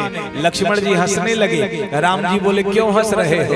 लक्ष्मण जी ने कहा पूरा बहुमत हमारे साथ है, भरत क्या राजा मरेगा, लोग तो हमारे साथ हैं, भरत का राज चलने वाला नहीं है। राम जी ने समझाया तमसा के किनारे रात्रि को विश्राम। जब अर्धरात्रि हुई लोग नहीं सो रहे थे। राम जी सोचे सोएंगे नहीं तो हम जाएंगे कैसे, अगर इस साथ जाएंगे लीला नहीं हो पाएगी। राम जी ने देखा तो सब लोग जगे हैं। अच्छा आजकल की क्या स्थिति है, आजकल में रात को बुजुर्ग सो जाते हैं और आजकल के नए नए लड़के 2 बजे रात तक चैटिंग करते हैं। करते हैं कि नहीं करते हैं? पहले बुजुर्ग जगा करते थे, आजकल के जवान जगते हैं और 8 बजे जग सो करके उठते हैं। तो एक संत ने लिखा सुबह जब उठते थे तो प्रातः काल उठ के रघुनाथा, माता पिता गुरु नाम वही माथा। प्रातः काल 4 बजे और आजकल के लोग 8 बजे जग रहे हैं। तो आज के लिए संतों ने लिखा 8 बजे खरदूषण जागे, टीवी मोबाइल देखकर।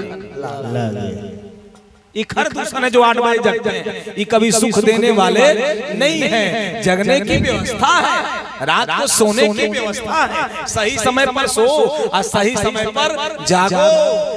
अनायास क्यों जागो, ड्यूटी कर रहे हो। निवेदन करो श्रोता भगवान राम ने सीता जी को बुलाया, ये जग रहे हैं कहाँ? अच्छा गजब की बात है, जवान बुजुर्ग बुढ़ौती में बुढ़ों की जो बुजुर्ग होते हैं उनकी मुंडी हिलती है। कैसे हिलती है? आगे पीछे ऐसे हिलती है। पुरुषों की मुंडी वृद्धावस्था में अगर हिलती है तो आगे पीछे हिलती है। इन माताओं की गजब हिलती है, इनकी आगे पीछे नहीं। देख लेना ऐसा ही है। इट्स प्रैक्टिकली 100% ट्रू, 100% सत्य है। हमने अपने गुरुदेव से पूछा, जब हिलती ही है तो पुरुषों की जैसी हिलती है, इन माताओं की भी बुढ़ौती में हिलनी चाहिए। बोले इसलिए नहीं हिलती है कि बुढ़ौती में अगर ये कहते हैं, अरे भैया अब तो हमारी बतिया मान लो, ये कहती हैं जब जवानी भर नहीं मानी तो बुढ़ौती में भी नहीं मानोगी, क्या कर लोगे? इसलिए इनकी मुंडी ऐसे, इनकी मुंडी ऐसे। तो राम ने सीता जी को बुलाया, कहा सुलाओ इनको। महामाया आई, सीता जी ने आदेश दिया, प्रभु का आदेश पालन करो। राम जी के पास महामाया पहुंची, बोली सरकार आदेश। राम जी ने कहा जो जगह है सबको सुला दो। महामाया गई, फिर लौट के राम जी के पास आई, आकर बोली थोड़ा सी दिक्कत महसूस हो रही, कंफ्यूजन है। राम जी ने कहा कौन सा कंफ्यूजन है? महामाया ने कहा सदा सदा के लिए सुलाना है कि रात भर के लिए? भगवान ने कहा सिर्फ रात भर के लिए सुलाना है, सदा सदा के लिए नहीं सुलाना है। कछुक देव माया मति मोही, मति मोही। देव माया हुई, सब लोग सो गए। राम जी ने सुमंत को जगाया, रथ हांका, लेकर के वहां से श्रृंगबेरपुर पहुंच गए। जब सुबह जगी जनता तो जगने के बाद जनता राम जी को खोजने लगी, और खोज करके सुमंत को खोजी, लक्ष्मण को खोजी, सीता को खोजी। रो रही है और रो करके बोल रही है राम जी छोड़ के चले गए, वनवास जाना था, सीता छोड़ के चली गई, सेवा करना था, लक्ष्मण छोड़ के चले गए, भगवान राम के साथ साथ रहना था। ये देश का प्रधानमंत्री सुमंत छोड़ के चला गया। सोती हुई जनता को जो देश का प्रधानमंत्री सोता हुआ छोड़ करके जाता है, प्रधानमंत्री ऐसा होना चाहिए, कभी नोटबंदी कर दे, कभी जीएसटी लगा दे, जनता को जगाते रहे। प्रधानमंत्री कौन था? सुमंत। अयोध्या का प्रधानमंत्री कौन था? बोले सुमंत। का देश का प्रधानमंत्री सोती हुई जनता को छोड़ के गया है, इसलिए हम अयोध्यावासी श्राप देते हैं, ऐ सुमंत तुम प्रधानमंत्री हो और तुम अयोध्यावासियों को तमसा के किनारे सोता हुआ छोड़ के गए हो, तो हम श्राप देते हैं जाओ, ये राम तुमको गंगा के किनारे रोता हुआ छोड़ के जाएंगे, ये हमारा श्राप है। श्राप लगा, श्राप लगा, और गंगा के किनारे रोता हुआ सुमंत को राम जी ने छोड़ दिया। बरबस राम सुमंत पठाए, असुर सर तीर आप प्रभु। भगवान राम गंगा के किनारे पहुंचते हैं, और जैसे गंगा के किनारे पहुंचते हैं तो गंगा के किनारे राम जी ने क्या देखा? आगे आगे राम जी, पीछे पीछे सीता जी, उनके पीछे लक्ष्मण जी। अरे कहां कहां सुमंत भी पीछे पीछे थे, लौटा दिया। एक संत ने कहा परमात्मा जहां जाता है वहां जाना चाहिए। कैसे? जहां नाथ रख दोगे, जहां नाथ रख दोगे, वहीं मैं रहूंगा, जहां ले चलोगे।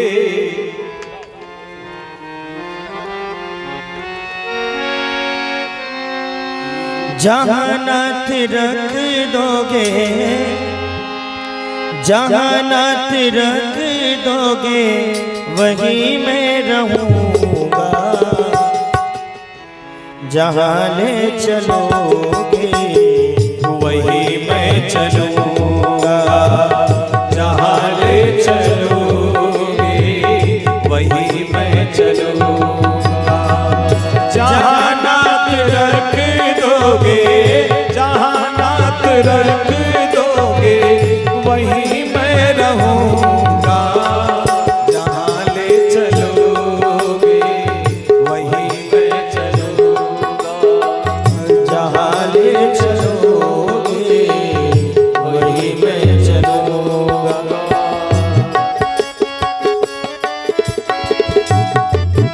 हाथ अपना अपना ऊपर उठाइए तालियों के द्वारा।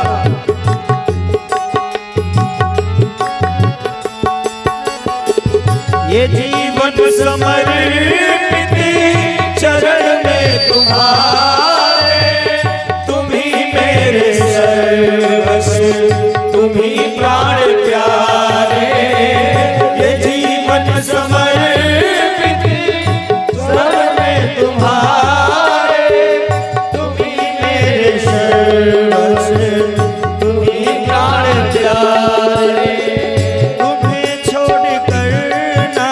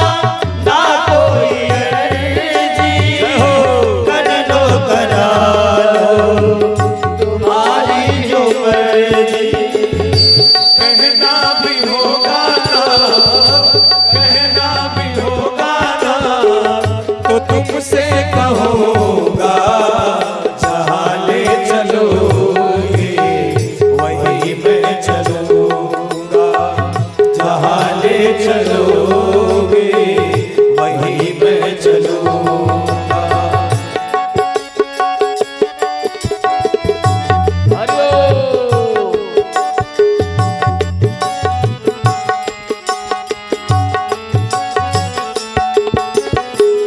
दयानाथ दयानिया मेरी अवस्था तुम्हारे ही हाथ में सारी व्यवस्था।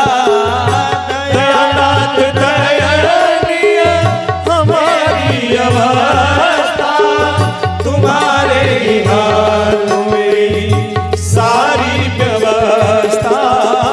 सहाओगे नाथ जो भी, सहाओगे नाथ जो भी, हंस के सहूँगा जहाँ ले चलोगे वहीं मैं चलूँगा, जहाँ ले चलोगे वहीं मैं चलूँगा। जहाँ नाथ रख दोगे, जहाँ नाथ रख दोगे वहीं मैं रहूँगा, जहाँ ले चलोगे वहीं मैं चलूँगा, जहाँ ले चलोगे वहीं मैं चलूँगा।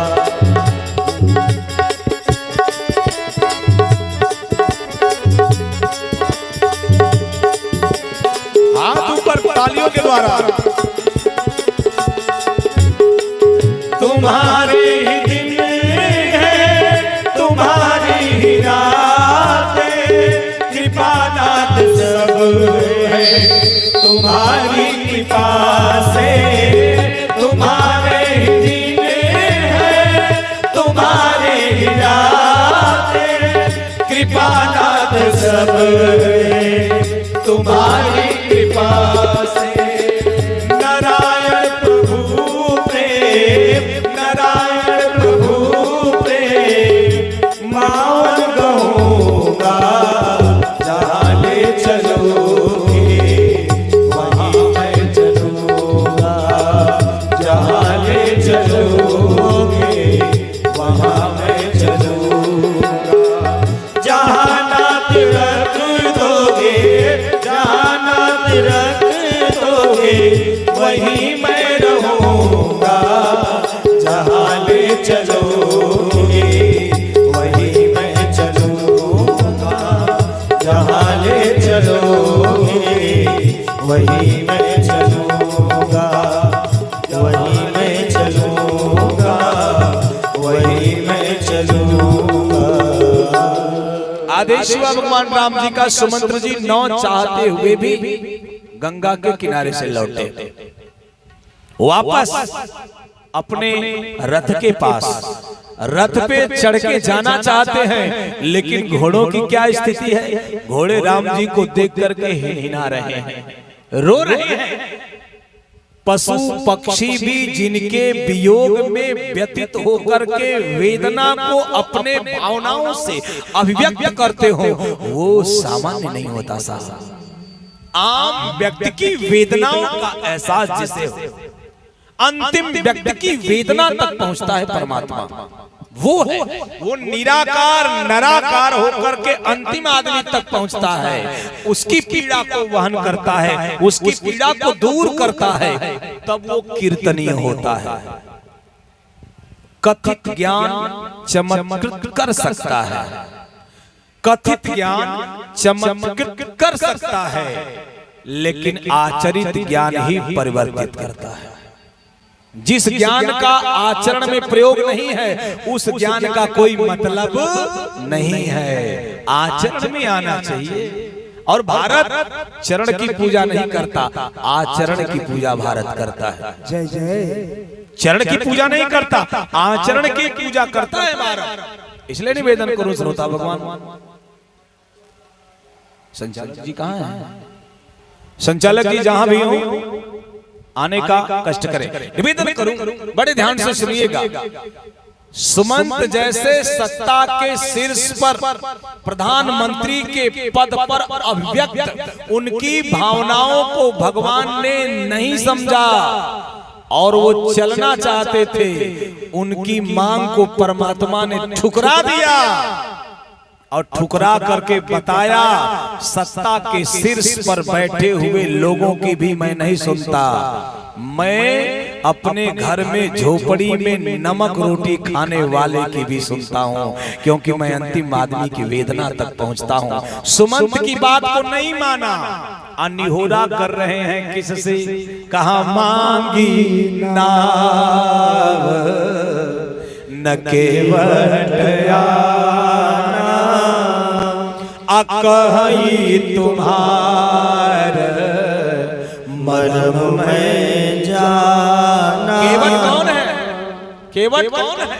रोज डेली वेज रोज मेहनत करता है और किसी तरह अपने परिवार का भरण पोषण करता है, उससे भगवान मांग रहे हैं। सत्ता से चिपके हुए प्रधानमंत्री के पद पर बैठे हुए व्यक्ति की बात को भगवान ने नहीं मांगा, लौटा दिया।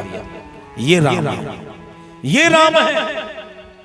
केवट से नाव मांगा और जैसे केवट से नाव मांगा तो उत्तर आया, कहीं तुम्हार मरम में जाना। आपका मर्म मैं जानता हूं। अच्छा, भगवान ने हंस पड़े, मेरा मर्म जानते हो? मेरा कौन सा मर्म है? तो पाहन बर्री के पावन प्रांगण में बैठ करके दिव्य भव्य नव्य पंडाल में सकल कलकलश विध्वंस करने वाली पतित पावनी श्री रामचरितमानस रूपी कथा के मंदाग्नि के में गोता लगा करके जीवन से व्यथा सर्वथा दूर करने वाले सतत प्रवाहमान कविता कारण केसरी कविकुल चक्र चूड़ामणि कलि पावना अवतार कविकुल कुमल कलाधर हिंदी साहित्य गगन के प्रचंड मार्तंड प्रातः स्मरणीय पूज्यपाद संत प्रवर गोस्वामी तुलसीदास जी के अब इतिहास के अविस्मरणीय पृष्ठों पर स्वर्णिम अक्षरों में अंकित बात को हृदय में कर्णपुरों से स्थापित करके जीवन में माइलस्टोन की तरह से अंकित कर दीजिए कि जो व्यक्ति अपने जीवन में अगर परमात्मा के मर्म को जानने का प्रयास करेगा, वो जब तक परमात्मा के चरणों तक नहीं पहुंचेगा तब तक मर्म जानने का अधिकारी नहीं है। वहां तक जाना पड़ेगा। आप कहोगे महाराज भगवान का चरण आज के कहां मिले?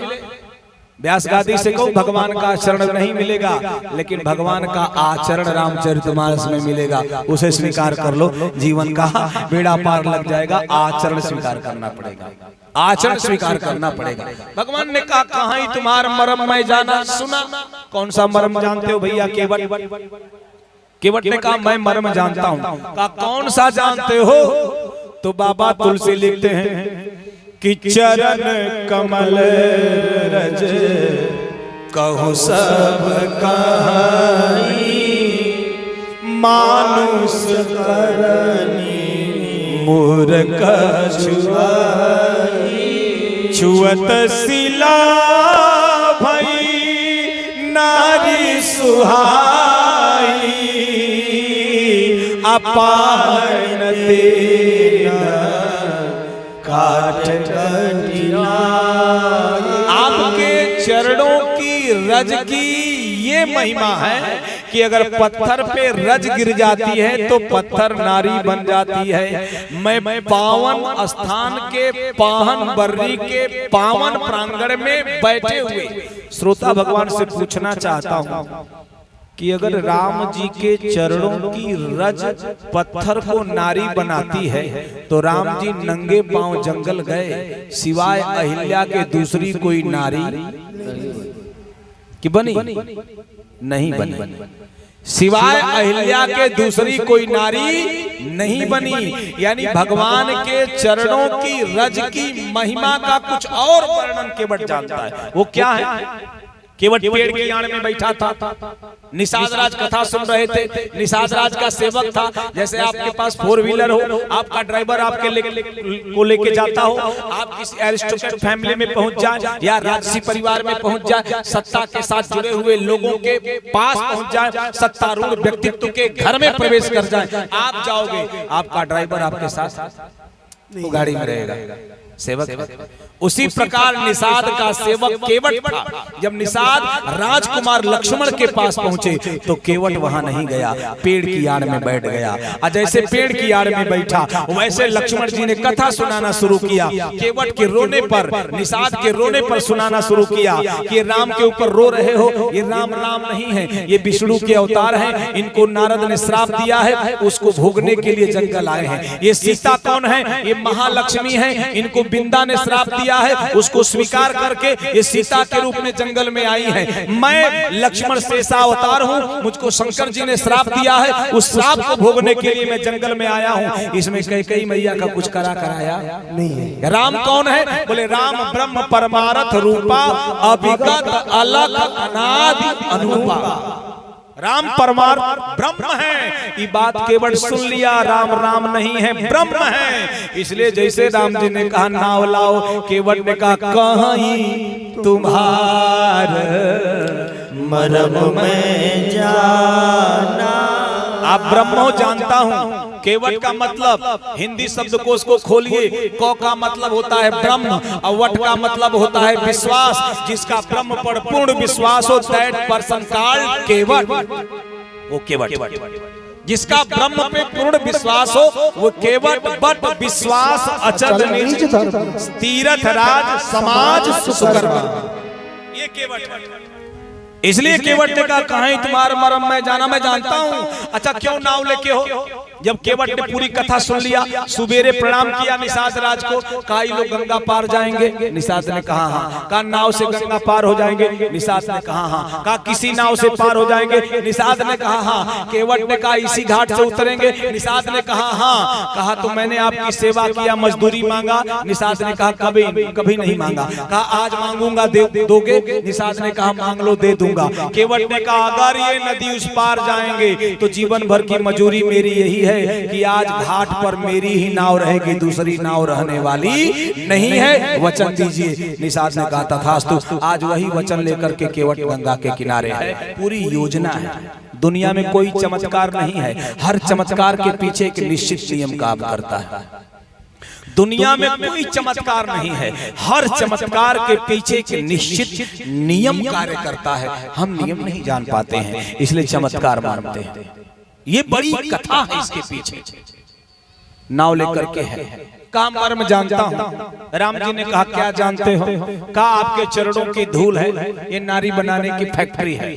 कहा अच्छा तो? लक्ष्मण जी ने कहा तो बड़ी खुशी की बात है केवट भैया, तुम बुजुर्ग हो गए, अधेड़ अवस्था में पहुंच गए। तुम्हारी पत्नी का वो भी 50 से ऊपर चली गई, 60 के आसपास है, किसी तरह बच्चों का पालन करते हैं। लक्ष्मण जी ने हंस के कहा मूर्ख हो, अगर तुम्हारी नाव नारी बन जाएगी, तरनी मुनि घरनी हो जाएगी। अगर नारी बन जाएगी तो कितना अच्छा होगा, अंदर रहेगी घर वाली, आई घाट पर रहेगी बाहर वाली, तुमको तो लाभ है डबल, दो पत्नी।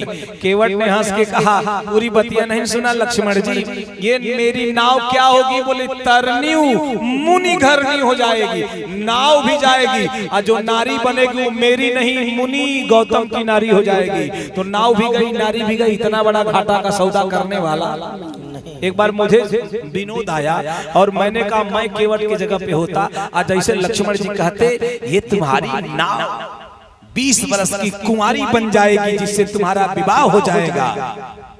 तो मैं कहता भैया लक्ष्मण, अगर मैं हूँ 60 वर्ष का, पत्नी होगी 20 वर्ष की, और किसी दिन उसने गाना शुरू कर दिया, मैं कहा करूँ राम मोहे, बुढ़ा मिल गया, कौन सुनेगा गाना उसको? इसलिए सारी व्यवस्थाएं उम्र के साथ होनी चाहिए। केवट ने बड़ा सुंदर व्यंग्य किया लक्ष्मण जी को। कहा मैं नाव पे नहीं चढ़ाऊंगा। लक्ष्मण जी ने कहा तो क्या करोगे? राम जी ने पूछा केवट ने कहा अगर आपको नाव पे चढ़ना है, उस पार जाना है, कहा तो मुझसे आप कहिए। कृपया ध्यान से वाक्य को सुने। केवट कह रहा है कि जो प्रभु पार अवश्य चाहूं तुम ही पद पखार। अगर आपको उस पार तो हे राम मुझसे कहिए, हे केवट मेरे पांव को धोइए। कितना खतरनाक वाक्य है।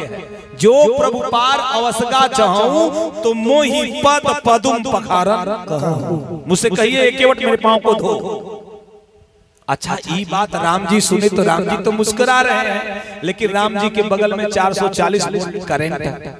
लक्ष्मण जी को क्रोध आया। लक्ष्मण जी ने भैया से कहा, भैया, राम जी ने कहा जी, कहा आप भी पता नहीं किससे किससे बात करते हैं, केवट आपकी बात का ऐसे जवाब दे रहा है। राम जी ने कहा मतलब? लक्ष्मण जी ने कहा कि केवट आपके बात का जवाब दे रहा है। इसने कहा कि अगर आपको उस पार जाना है तो आप कहिए कि मेरे पांव को धोइए। राम जी ने कहा केवट तो यही कहा है। लक्ष्मण जी ने राम जी से कहा, भैया आपके पांव को राजा जनक धोए, आप मना किए? कहा नहीं। आपके पांव को जनकपुर वासी धोए, आपने मना किया? कहा नहीं। आपके पांव को अयोध्या वासी धोए, आपने मना किया? कहा नहीं। आपके पांव को बड़े बड़े महात्मा धोते हैं, आप मना करते हैं? राम जी ने कहा नहीं। कहा आपके पांव को बड़े बड़े संत धोते हैं, आप मना करते हैं? राम जी ने कहा नहीं। लक्ष्मण जी ने कहा केवट धोएगा, आप मना करेंगे? राम जी ने कहा नहीं। लक्ष्मण जी ने कहा तो इससे कहिए ना कि आपके पांव को धोए 3 घंटा से नौटंकी क्या कर रहा है। केवट ने कहा लक्ष्मण भैया माइंड योर लैंग्वेज, ध्यान से बात को सोच समझ करके हमसे कहिए। लक्ष्मण जी ने कहा क्या? कहा आपके भैया को के पांव को जनकपुर के लोग धोए, दामाद थे। आपके भैया के पांव को राजा जनक धोए, बेटी देना था।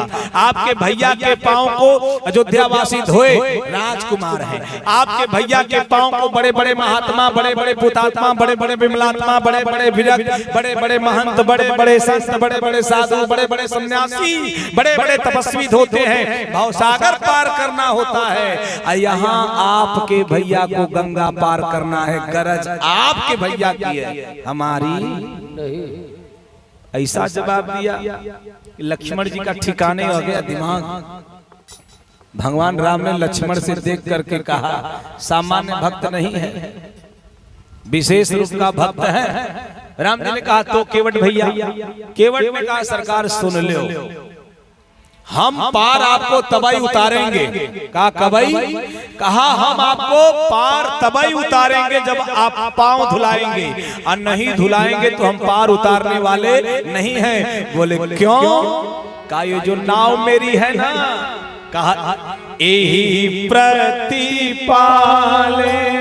सब परिवार, एही प्रतिपाले सब परिवार, एही प्रतिपाले सब परिवार, एही प्रतिपाले सब परिवार।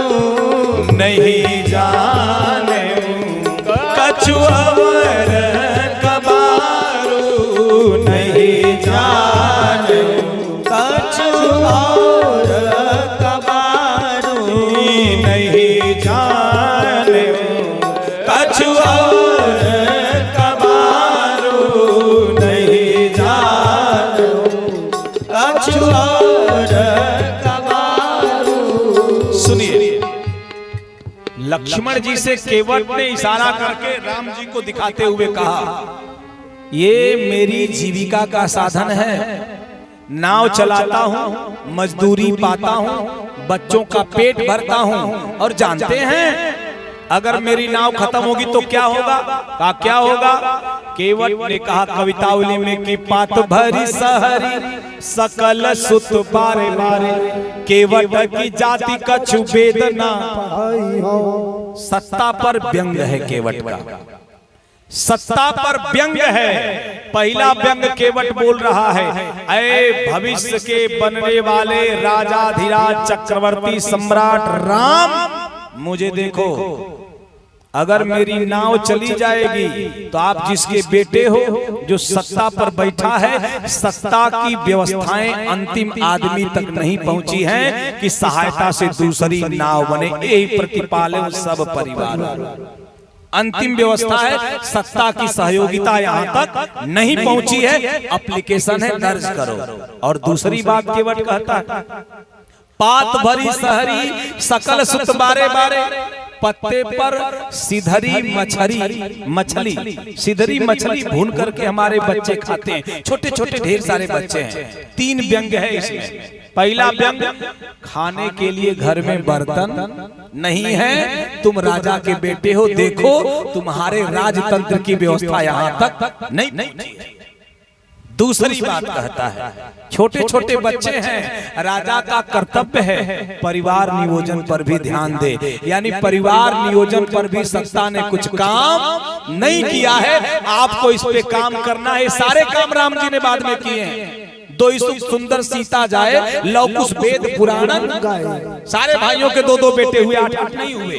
नियोजन, परिवार नियोजन राम ने लागू किया था, केवट ने व्यंग कसा है। कहा परिवार नियोजन की व्यवस्था नहीं है। और तीसरा करारा व्यंग राम जी को बोल रहा है, राजा के बेटे हो, सत्ता के शीर्ष पर बैठे हुए राजा के बेटे राजकुमार हो, तो देखो केवट की जाति कछु वेद ना पढ़ाइयों, शिक्षा व्यवस्था भी हमारे यहाँ तक नहीं पहुंची है। यानी वेद पढ़ने का अधिकार हमको नहीं है। Note this point mister Ram, ये आपके सत्ता की कमी है। अंतिम आदमी राजा के बेटे को बता रहा है कि आपके बाप यहाँ तक असफल है। ध्यान, इसी को गोसाई जी तुलसीदास जी लिखते हैं कि सुन के वट के बैन प्रेम लपेटे अटपटे, बिहसे करुणा है चितई जान की लखन तर। ये अटपटी बातें हैं लेकिन सत्य हैं। ये अटपटी बातें राम जी से केवट ने कहा है। भगवान ने मुस्कुरा कर केवट से बात कहा, भैया कहाँ का अगर पांव धुल दोगे तो उस पार उतार दोगे? केवट ने कहा उतार दूंगा। अगर आप पांव धुलवा लिए तो हम जरूर आपको उस पार उतार देंगे, लेकिन सरकार एक वचन भी आपको दे रहे हैं। कहा कौन सा वचन? कौन सा वचन दे रहे हो? केवट ने कहा अगर हम पार उतारेंगे पांव धुल करके तो हम आपसे उतराई नहीं देंगे, ये वचन दे रहे हैं। और जैसे कहा कि वचन दे रहे हैं, वैसे लक्ष्मण जी ने कहा चुप चुप चुप। अब यहाँ राम केवट संवाद बंद, यहाँ लक्ष्मण केवट संवाद शुरू हो गया। इसको साहित्यकार लोग समझेंगे जो साहित्य के रस को समझते हैं। आप कहोगे कहाँ लक्ष्मण केवट संवाद है, तो बाबा तुलसी लिखते हैं लक्ष्मण जी ने कहा सावधान, तुम 3 घंटे में 3 बात बदले हो, क्या गारंटी है कि तुम उस पार उतार दोगे तो उतराई नहीं लोगे? केवट ने कहा कसम खा के कहता हूं उतराई नहीं लूंगा। लक्ष्मण जी ने कहा तो कसम खाओ। अब केवट लक्ष्मण संवाद है, तो कहा कौन सी कसम खाया केवट? तो बाबा तुलसी लिखते हैं पद कमल धोई चढ़ाई नाथ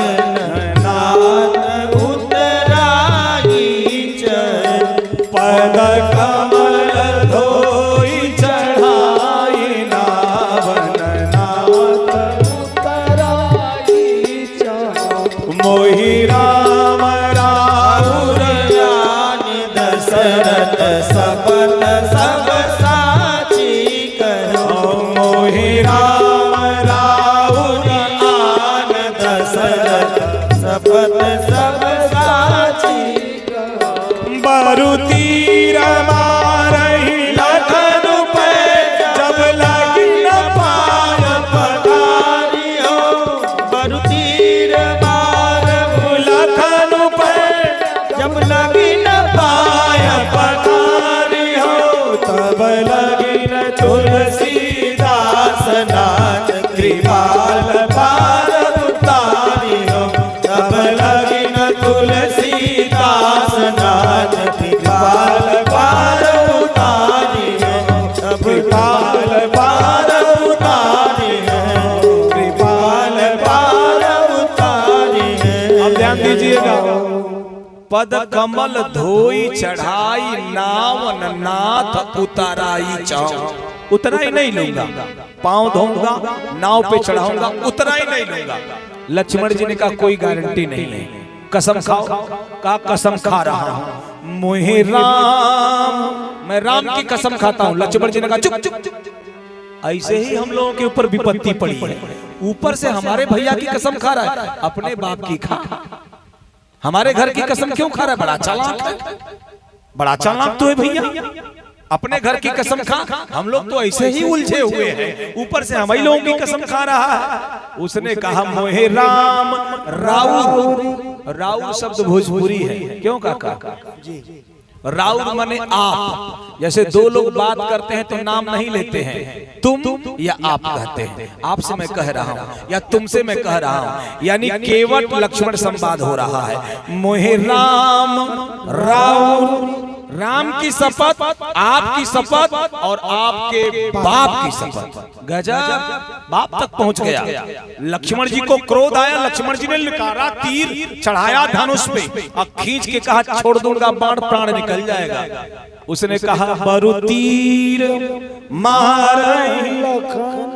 लक्ष्मण जी भले तीर मार दें, लेकिन जब तक पांव नहीं धोऊंगा तब तक पार उतारने वाला। और ये लक्ष्मण जी तीर मारेंगे ना तो आप फंस जाएंगे, मैं तर जाऊंगा। लक्ष्मण जी ने कहा वो कैसे? कहा मैं अगले पिछले जन्म में कछुआ था, अब मैं जानता हूं जो आप फनफना रहे हैं पुरानी आदत है। आप शेषनाग हैं और शेषनाग को गर्म होने की पुरानी आदत है। माता महासीता ये महालक्ष्मी है। जब क्षीर सागर में शेषनाग पर शयन श्रीहरि कर रहे थे, माता लक्ष्मी पांव दबा रही थी। उस वक्त मैं कछुआ प्रभु के पांव छूना चाहता था। जैसे मैं जाता था लक्ष्मी जी दिखाती थी, शेषनाग क्रोधित होकर के देखते, मैं भाग जाता। एक बार हुआ, दो बार हुआ, तीसरी बार मैंने तय कर दिया मैं मर जाऊंगा, लेकिन बिना पांव छुए यहाँ से जाने वाला नहीं हूँ। इस बार मैं जब पांव के पास पहुंचा, लक्ष्मी जी को क्रोध आया और लक्ष्मी जी ने शेष से कहा क्या कर रहे, देखो इसको। उस बार शेषनाग ने जहरीली फुफकार मार दिया मुझे, और जब जहरीली फुफकार मारा मैं शेषनाग के फुफकार से मर गया। अब मर करके मैं केवट हो गया। ए लक्ष्मण, अगर फुफकार मारने से मैं कछुआ मर करके केवट हो गया, तो अगर बाण मार दोगे तो मैं मर करके भगवान हो जाऊंगा। मुझे बाण मारो, तेरे बाण मारने में ही मेरा कल्याण है। केवट की बात सुनकर के लक्ष्मण जी ने बाण तरकस में रख दिया। राम जी ने कहा और बोलो। अलबेला भक्त मिला है, सब जगह एक ही फार्मूला तुम्हारा चलता है। भक्तों के सामने दूसरे की चलने वाली नहीं है, क्योंकि भक्त भगवान के बड़े निराले और बड़े प्यारे होते हैं, बड़े निराले होते हैं भक्त भगवान के, इसलिए यहाँ नहीं चलेगी। राम जी ने कहा केवट भैया अगर पांव धोओगे तो ले चलोगे? केवट ने कहा हाँ सरकार, पांव धोऊंगा, ले चलूंगा। राम जी ने कहा बेगियानी जल पखार, अहोत विलंब उतारही पार। जल्दी करिए, जल लाइए, मेरे पांव को धोइए। क्या करें, 5:15 हो गया, 5:30 बजे विराम लेना है। क्या कहा जाए, हमारे यहाँ एक कहावत होती है, ज्यों केले के पात में पात पात में पात, त्यों वक्ता के बात में बात बात में बात। मामला उलझ जाता है। रे केवट राम जी को पहचानता है, हम आप नहीं पहचानते भगवान को, पास से निकल जाएंगे। हमारे यहाँ एक संत ने बड़ा सुंदर लिखा, भगवान वही तो होते हैं, अवतार बदलते रहते हैं, विद्या तो वही जग होती है, विद्वान बदलते रहते हैं। अब लोभ में आकर कुछ मानो ईमान बदलते रहते हैं। कैसे? जैसे उधार के खाने वाले भी दुकान बदलते रहते हैं। एक आदमी अपनी पत्नी से विवाद हुआ तो पत्नी ने कहा सुधर जाओ, मर जाओगे तो कोई नहीं रोएगा। उसने कहा मैं मरूंगा तो रोने वाले की लाइन लग जाएगी। कहा रे कोई अच्छा काम ही नहीं किए, कौन रोएगा? तुम्हारे घर में कोई नहीं रोएगा, मैं खुद नहीं रोऊंगी। उसने कहा तुम भले न रो, मार्केट में रोने वाले की लाइन लगेगी। कहा क्या? कहा दूध वाले का अब तक पैसा नहीं दिया, वो रोएगा। कपड़ा प्रेस करने वाले का एक चवन्नी नहीं दिया, मरने के बाद गली गली घूम घूम के रोएगा। जिस दुकान से उधार लिया आज तक नहीं दिया, दुकान बदलता रहा, पूरा मार्केट रो रहा है। रोने वाले की कमी है? मैं मरूं तो लंबी लाइन लग जाएगी रोने वाले की। तो निवेदन करूं, भगवान को सब नहीं पहचान पाते, केवट पहचान गया। जैसे भगवान ने कहा वैसे केवट ने क्या किया? श्री रामचंद्र भगवान की जय हो। जल्दी उतार देते हैं। केवट ने क्या किया? कठौता में पानी लाया, अच्छे लोग बैठे, ये गद्दा धंस जा रहा है, सर्कुलेशन रुक जा रहा है। निवेदन करो, अच्छे लोग बैठे हो। जैसे केवट ने, राम जी ने कहा राम जी के पांव के धोने के लिए केवट कठौता लाया। हमारे यहाँ कहा जाता है कठौता पुल्लिंग और कठौती स्त्रीलिंग है। तो कठौता क्यों लाया? लोगों की मानसिकता गड़ी गजब की है। मैं छोटा जब वक्ता नहीं था तो मैंने प्राय वक्ताओं को इसकी व्याख्या करते सुना। कहते थे कठौता इसलिए लाएगा कि जैसे राम जी का पांव छुआएगा, अगर नारी बनना होगा तो कठौता नारी नहीं बनेगा, नर बन जाएगा, लड़का हो जाएगा। और कठौती रहेगी तो लड़की हो जाएगी। धन्य है लड़की और लड़के की भावना से भावित। ऐसे राम रक्षा स्तोत्र में पुत्रो विजयी विनयी भवेत् था, लेकिन शास्त्र ने अब बदल दिया। अब शास्त्र वहां लिखता है पुत्री विजयी विनयी भवेत्। अरे जब शास्त्र ने गति बदल दिया तो हमारी और आपकी क्या औकात है? बेटी और बेटा में हमें अंतर नहीं करना चाहिए। जो बेटी है वही बेटा है। बेटे तो बहुत कुछ नहीं कर पाएंगे, बेटियां तो बहुत कर लेंगी। क्या इतना कर लेती हैं कि अगर पति पत्नी बाहर कमा रहे हैं, बाहर अगर कमा रहे हैं, रात के 12 बजे अगर पत्नी के मोबाइल पर फोन चला गया, तुम्हारे मम्मी की तबीयत खराब है, दूसरे दिन जनरल में टिकट लेकर पति के साथ मायका पहुंच जाएगी और हमारा विभाग भी सूटकेस पकड़ेगा, ससुराल पहुंचेगा। अच्छी बात है।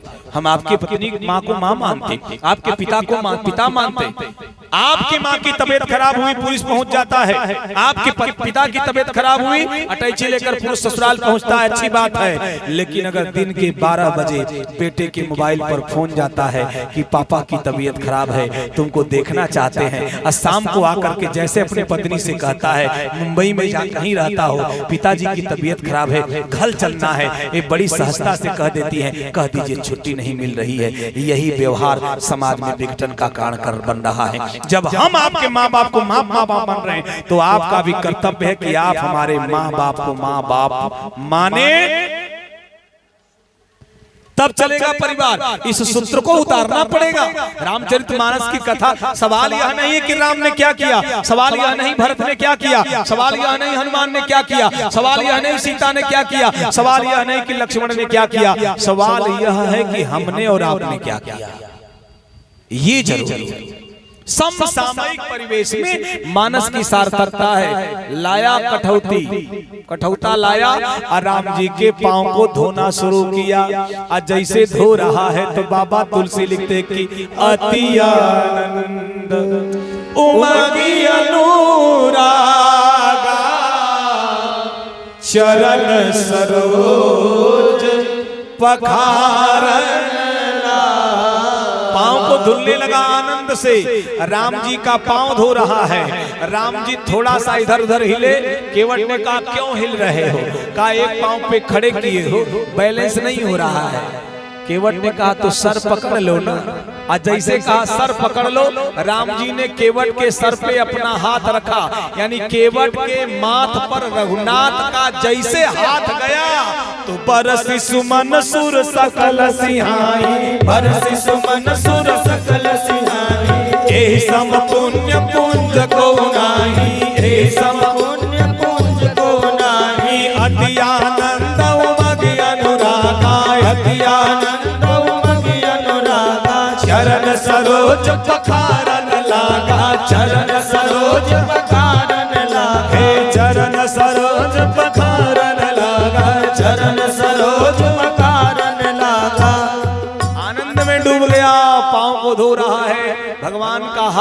केवट के माथ पर देवता बरसा रहे हैं। धन्य हो केवट, अपने हाथ से रघुनाथ का पांव धो रहे हो और रघुनाथ का हाथ तुम्हारे माथ पर आ गया।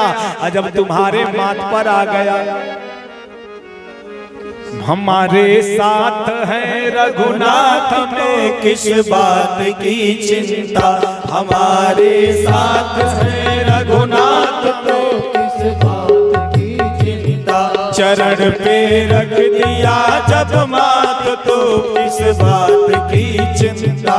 चरण पे रख दिया जब माथ तो किस बात की चिंता। किया करते हो तुम बिन बात क्यों दिन रात की चिंता। किया करते हो तुम बिन बात की दिन रात की चिंता। किया करते हैं वो दिन रात जब हर बात की चिंता। किया करते हो दिन रात की हर बात की चिंता। रण में रख दिया जब मात फिर किस बात की चिंता। चरण में रख दिया जब मात तो किस बात की चिंता। खूब बढ़िया से भगवान के चरण को पखारा, पादोदक लिया, पितरों को पिलाया, नाव पे बिठाया और नाव चलने लगी।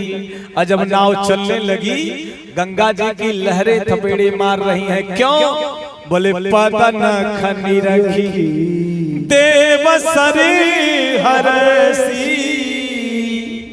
इसी चरणों से निश्चित हुई हूँ। आज उसी चरण को केवट धोड़ा है, नाव में बिठाया और मुझे पार करा रहा है। राम जी बैठे हैं, मैया जानकी जी बैठी हैं, लखन जी बैठे हैं और केवट जी धो रहे चला रहे हैं नाव को। तो लिखा संत ने बड़ा सुंदर। आज तो जरा सुनाओ भजन कैसी है।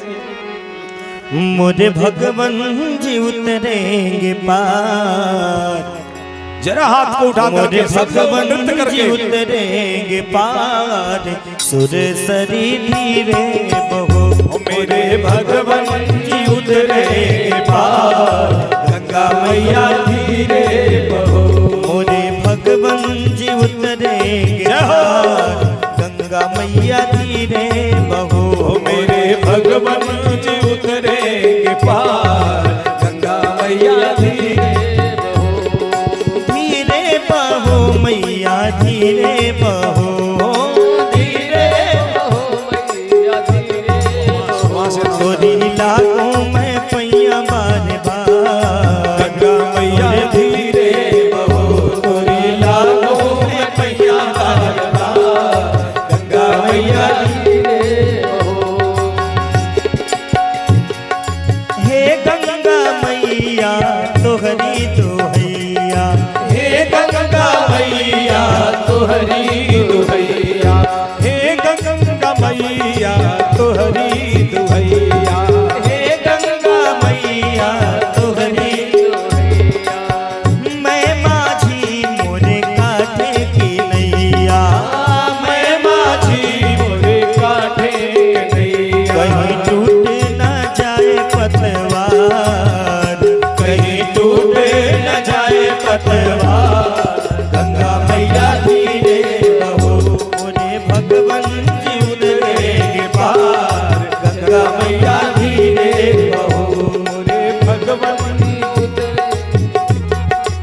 गंगा मैया धीरे बहो।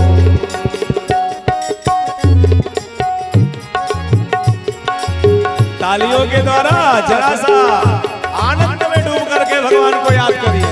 काठे की नैया डगमग डोले। काठे की नैया डगमग डोले। बीच भंवर में खाई चकोले। बीच भंवर में खाई चकोले। हाँ काठे की नैया डगमग डोले।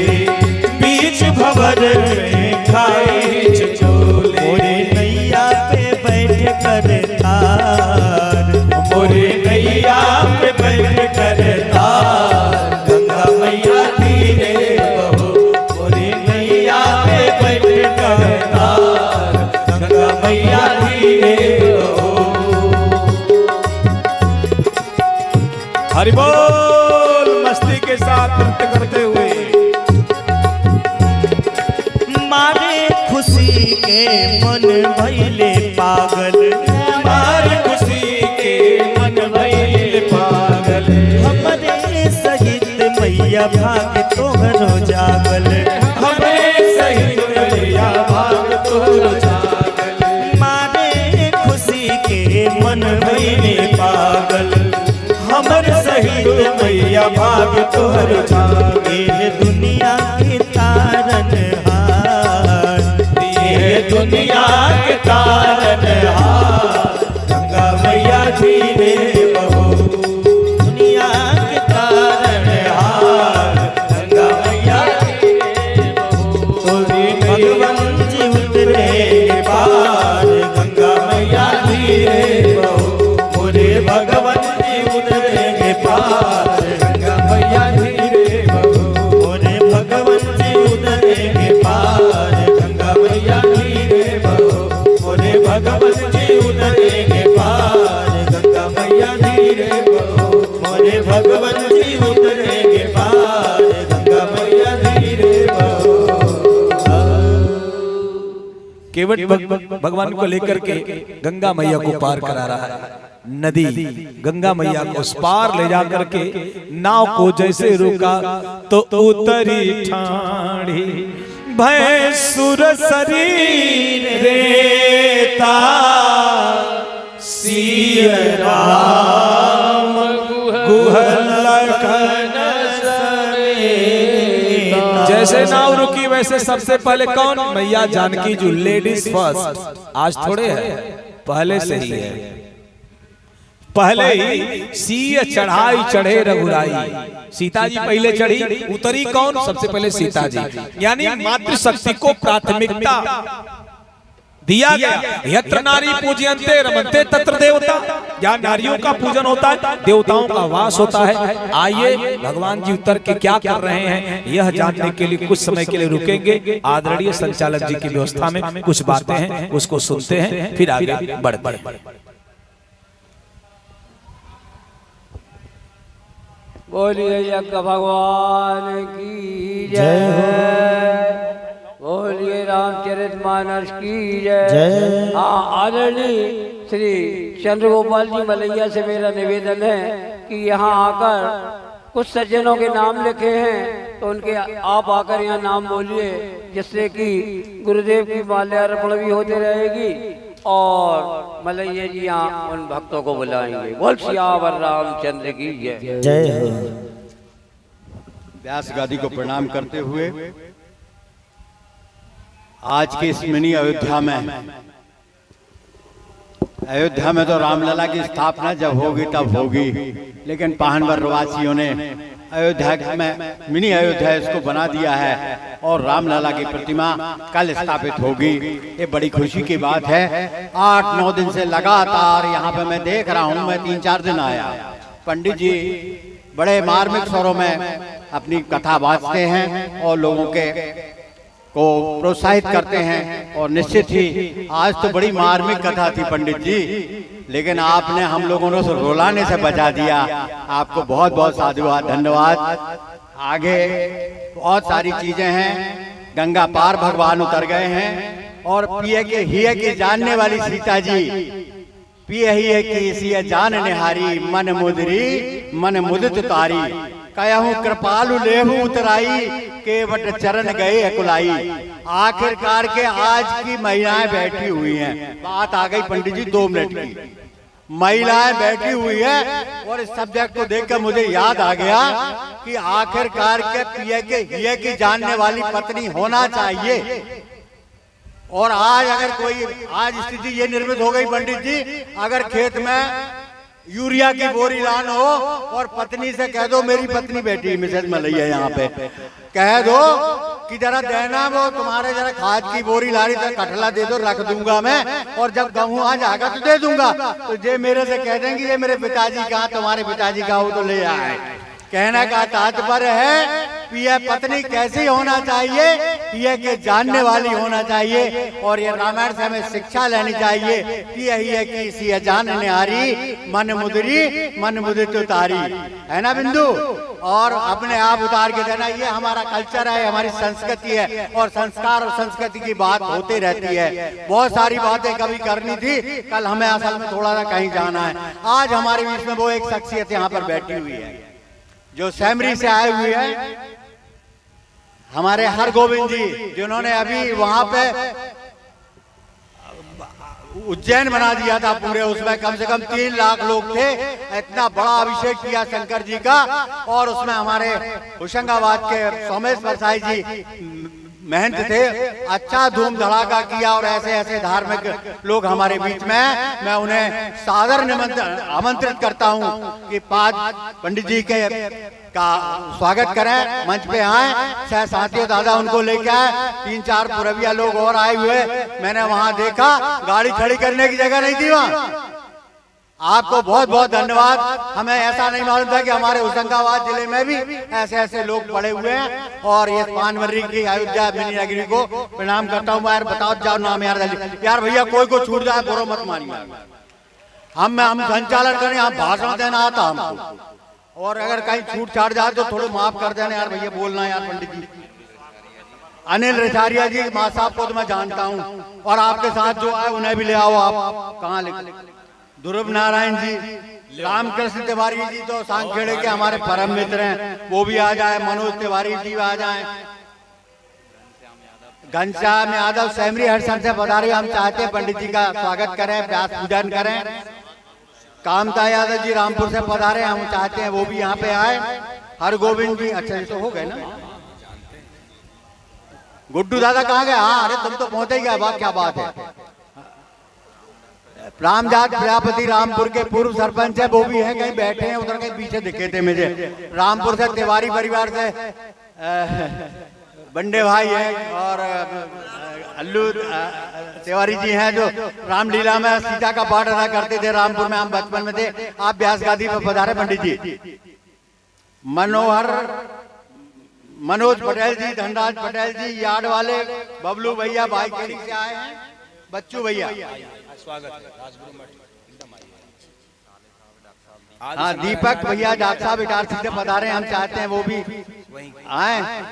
हेमंत भाई, हेमंत ऊपर पहुंच जाओ भाई, पुरबिया जी बुला रहे हैं आपको। हैं? और भैया बिंदु बैठी है, राजश्री बैठी है, बहुत सारे लोग यहाँ से बाइक खेड़ी से आए। मैं नाम से तो नहीं, चेहरा समय जान रहा है। पंडित जी सबको आप आशीर्वाद दे दोगे क्या? अच्छा। तिवारी जी, मैं पंडित जी से निवेदन कर रहा हूँ, नाम जिनके नहीं ले पाए हैं उन्हें पंडित जी मंच से आशीर्वाद दे देना। तो इन्हीं शब्दों के साथ आगे की कथा रह गई है। तो और कोई तो नहीं है यार भैया। अरे भाई चंदवाड़ा वाले पटेल साहब तुम तो रह गए यार, आ जाओ।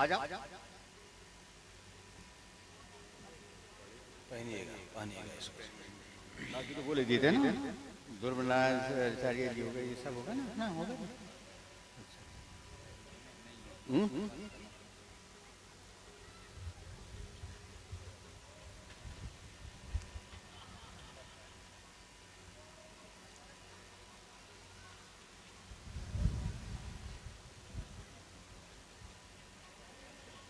अरे आप बैठे हैं, आप आए नहीं दोनों जन में, वो नाम भूल गया। आपके बाजू में बैठे ना पीछे ठाकुर साहब, मैं आप आइए ना, वो आए। हाँ तो ठीक है।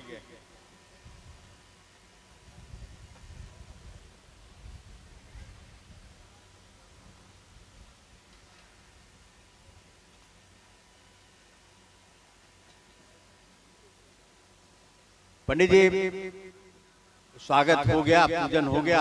अब आगे की कथा के लिए मैं आपको प्रणाम करते हुए माइक को सौंप रहा हूं।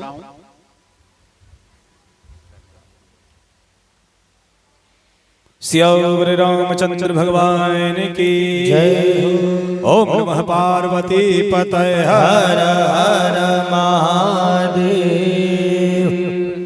श्री राधे गोपाल, श्री राधे गोपाल, भज मन श्री राधे, श्री राधे गोपाल, भज मन श्री राधे, श्री राधे गोपाल, भज मन श्री राधे, श्री राधे श्याम राधे, श्री राधे श्याम राधे, श्री राधे श्याम राधे, श्री राधे श्याम राधे, श्री राधे श्याम राधे, श्री राधे श्याम राधे, श्री राधे श्याम राधे, श्री राधे श्याम राधे, श्री राधे गोपाल, श्री राधे गोपाल, भज मन श्री राधे, श्री राधे गोपाल, भज मन श्री राधे। तालियों के द्वारा हाथ ऊपर उठाकर मोर मुकुट पीतांबर धारे, मोर मुकुट पीतांबर धारे, मोर मुकुट पीतांबर धारे, मोर मुकुट पीतांबर धारे, मोर मुकुट पीतांबर धारे, मोर मुकुट पीतांबर धारे, मोर मुकुट पीतांबर धारे, मोर मुकुट पीतांबर धारे, पूर्व जंती पूर्व जंती भज मन श्री राधे, पूर्व जंती भज मन श्री राधे, श्री राधे श्याम राधे, श्री राधे श्याम राधे, श्री राधे श्याम राधे, श्री राधे श्याम राधे, श्री राधे गोपाल, भज मन श्री राधे, श्री राधे गोपाल, भज मन श्री राधे, भज मन श्री राधे, भज मन श्री राधे। उतरी ठाढ़ी भय सुर शरीर देता, सिय राम गुहल खन समेता। सीता मैया उतरती हैं, फिर राम जी, लक्ष्मण जी, पीछे गुहराज। इसके बाद कौन उतरता है? केवट उतरी दंडवत की, प्रभु ही सकुच नहीं कर केवल उतर करके सबसे पीछे भगवान को दंड प्रणाम करता है। प्रणाम करने का साष्टांग, शरीर के 8 अंग स्पर्श हो जाए धरती पर, इसको साष्टांग प्रणाम दंडवत कहते हैं। इस प्रणाम से पूर्णतया समर्पण होता है। पूर्णतया समर्पण, प्रणाम किया, आज ऐसे प्रणाम किया, भगवान संकोच में हो गए। आप कहोगे प्रणाम करने पर परमात्मा को आशीर्वाद देना चाहिए, संकोच क्यों? संकोच हुआ क्यों? इसलिए कि राम जी जानते हैं कि जब कोई मजदूरी कर लेता है और जब घर जाने को होता है और जब मालिक को प्रणाम करता है तो मालिक को एहसास होता है अब घर जाएगा तो इसके बीवी बच्चे इसका इंतजार करेंगे, तो इसको इसका पारितोषिक देना चाहिए। अब पारितोषिक देने के लिए राम जी के पास कुछ नहीं है। बलकल वेश है, तापस वेश, विशेष उदासी, 14 वर्ष राम वनवासी, वलकल वेशधारी है, कुछ नहीं है। ईमानदारी से सोचना श्रोता भगवान, ये माताएं सामान्य नहीं है। अरे आप जो कुर्ता पहनोगे, जो आप पायजामा पहनोगे या पैंट पहनोगे या धोती पहनोगे या टोपी पहनोगे या छड़ी पहनोगे, जितना कुल की कीमत होगी उतना इन माताओं के नाक कान के गहने के बराबर नहीं होगा। इसीलिए ये गृह लक्ष्मी कहलाती हैं। आपकी पूरी व्यवस्था इनके नाक कान में झूलती रह जाती है। और गजब विलक्षण है, गाना भी बड़ा अजीब बनवाती है। काका गाना कैसे बनवाती है? मान लेते हैं आप कमाते हो, लौट के आए घर को, शाम के वक्त आपने पैंट दिया, इन्होंने टांग दिया, ससुर का पैंट है नहीं छुएंगी, भसुर का छुए नहीं करेंगी, देवर का है 2-4 रुपए निकाल लेंगे। अगर उनका है, उनका अभी जो मलाई काट के गए श्रीमान जी मलैया जी, उनका है तो इतना जोर से जेब में हाथ डालेंगी कि जेब फट जाए। लेकिन क्या निकालेंगी? आपका पर्स निकालेंगी। आपका पर्स इतना छोटा आप कमाते हो, ये रखती हैं तो इनका साइड में इतना बड़ा होता है। अब 10,000 है तो उसमें 5,000 निकाल करके अपने पर्स में डाल देंगी और चुपचाप उसी तरह से आप दूसरे दिन होशंगाबाद कुछ सामान खरीदे, पर्स निकाला, 5,000 गायब। रुको रुको अभी आता, सीधे घर, पिताजी से नहीं, माँ से नहीं, श्रीमती जी से पूछेंगे पर्स में 10,000 था, 5 है।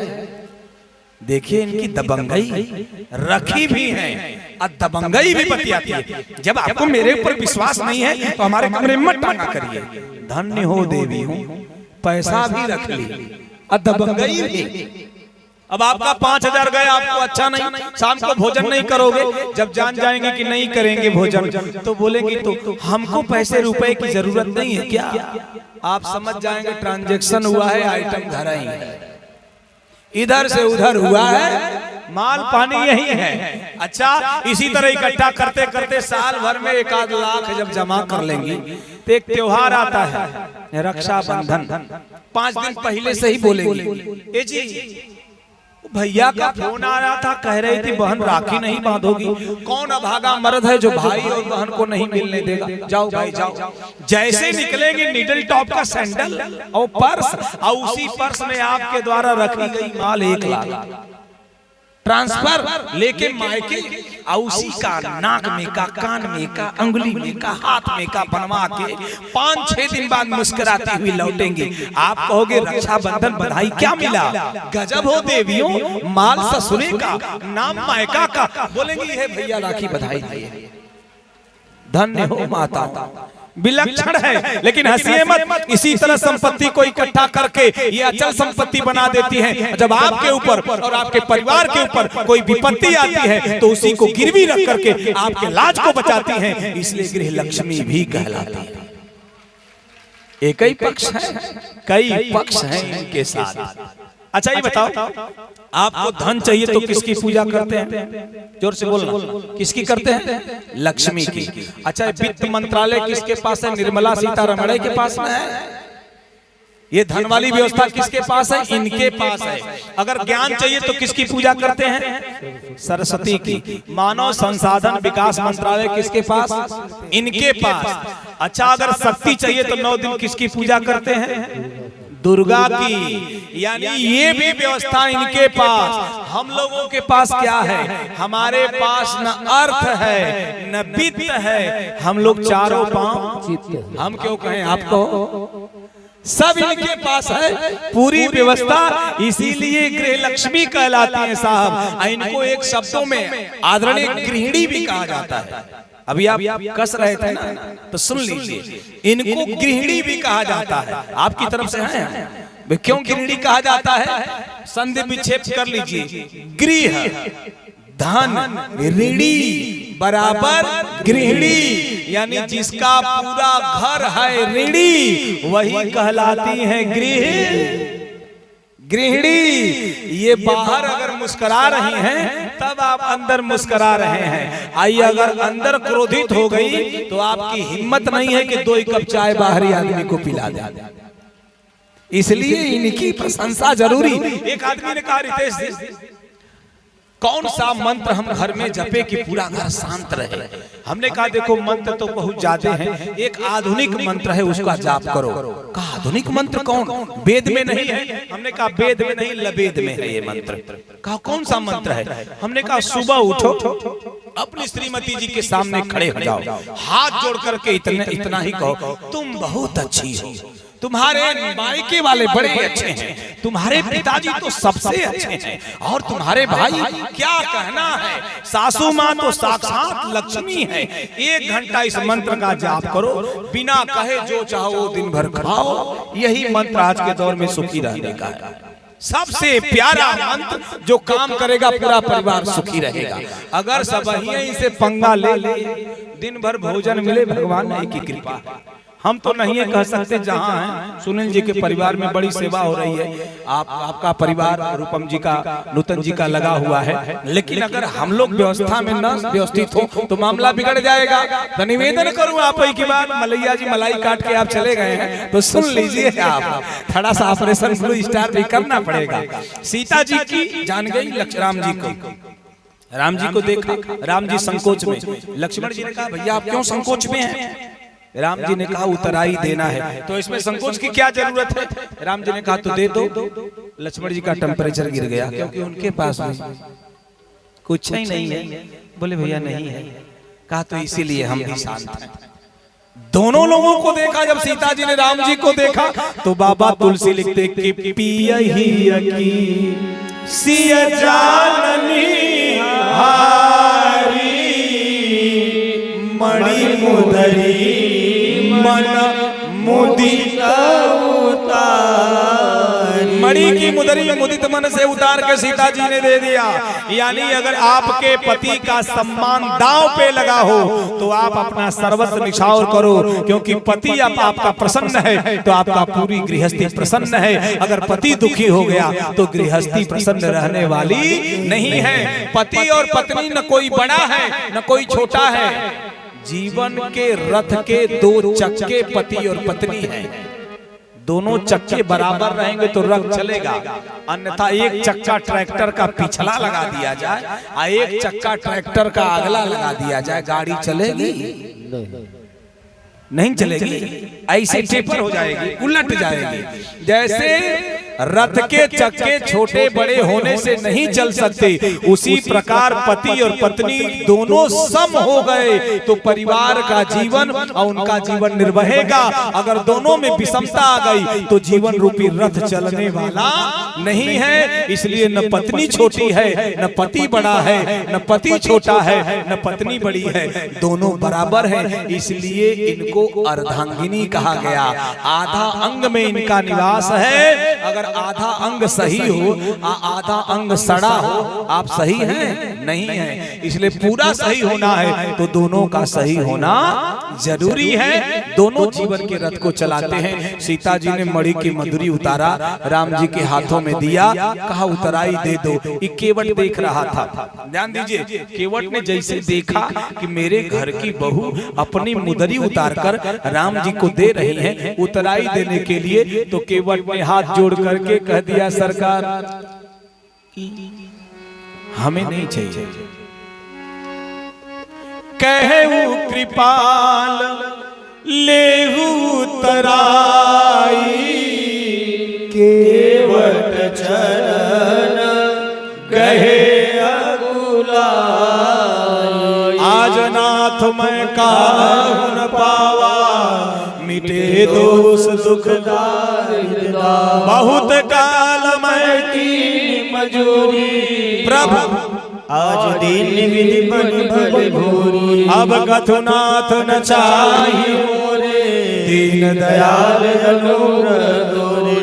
बड़ा सरल लग रहा है, लेकिन केवट ने देखा कि मेरे घर की बहू अपनी बेशकीमती अंगूठी उतार कर उतराई दे रही है। मानो राम जी से अंतर में कहा, सरकार मैं इतना अभागा नहीं हूँ, मैं गरीब हूँ लेकिन असंस्कारी नहीं हूँ कि अपनी बहू की पहने हुए गहनों को उतरवा करके उतराई लूं। मुझे ये उतराई चाहिए नहीं। फिरती बार नाथ जो देवा सो प्रसाद में सिर धर लेगा। दूसरी बड़ी गजब बात केवट ने कहा, उतराई नहीं लूंगा।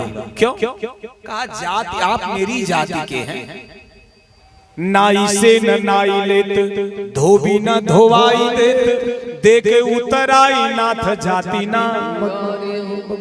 नाई से नाई नहीं लेता, धोबी धोबी से धुलाई नहीं लेता, तो केवट केवट से उतराई लेगा। ये तो बड़ा प्रेम से कहा। लक्ष्मण जी ने कहा, सावधान, हम क्षत्रिय हैं, तुम केवट हो, कैसे जाति हो गई? लक्ष्मण जी को देख करके केवट ने कहा, अब ज्ञान नहीं खुला। सुनो कैसे दोनों एक हैं। राम जी से कहा, हम दोनों एक हैं। राम जी ने कहा, हाँ एक है। केवट ने कहा, कैसे एक हैं? केवट ने कहा, ऐसे एक हैं, सुन लो। तुम हो तरन कुल पालन करन हार, तो हम हो तरन की के पालन करैया है। अगर आप नाव चलाते हो तो मैं भी नाव चलाता हूँ। लक्ष्मण जी ने कहा, तुम तो गंगा में नाव चलाते हो भैया, का भीम भव सागर के सुघर खेवैया नाथ, तो हम तो सूरसरी के सदैव खेवैया हैं। अगर भीम भव सागर में आप नाव चलाते हो तो मैं गंगा में नाव चलाता हूँ। समता कैसी? का कौतुकी कुपंथनी को पार करवैया नाथ, तो हम तो जग पावनी को पार करवैया हैं। तो हम तुम भैया एक कर्म के करैया राम, सो केवट न लेता।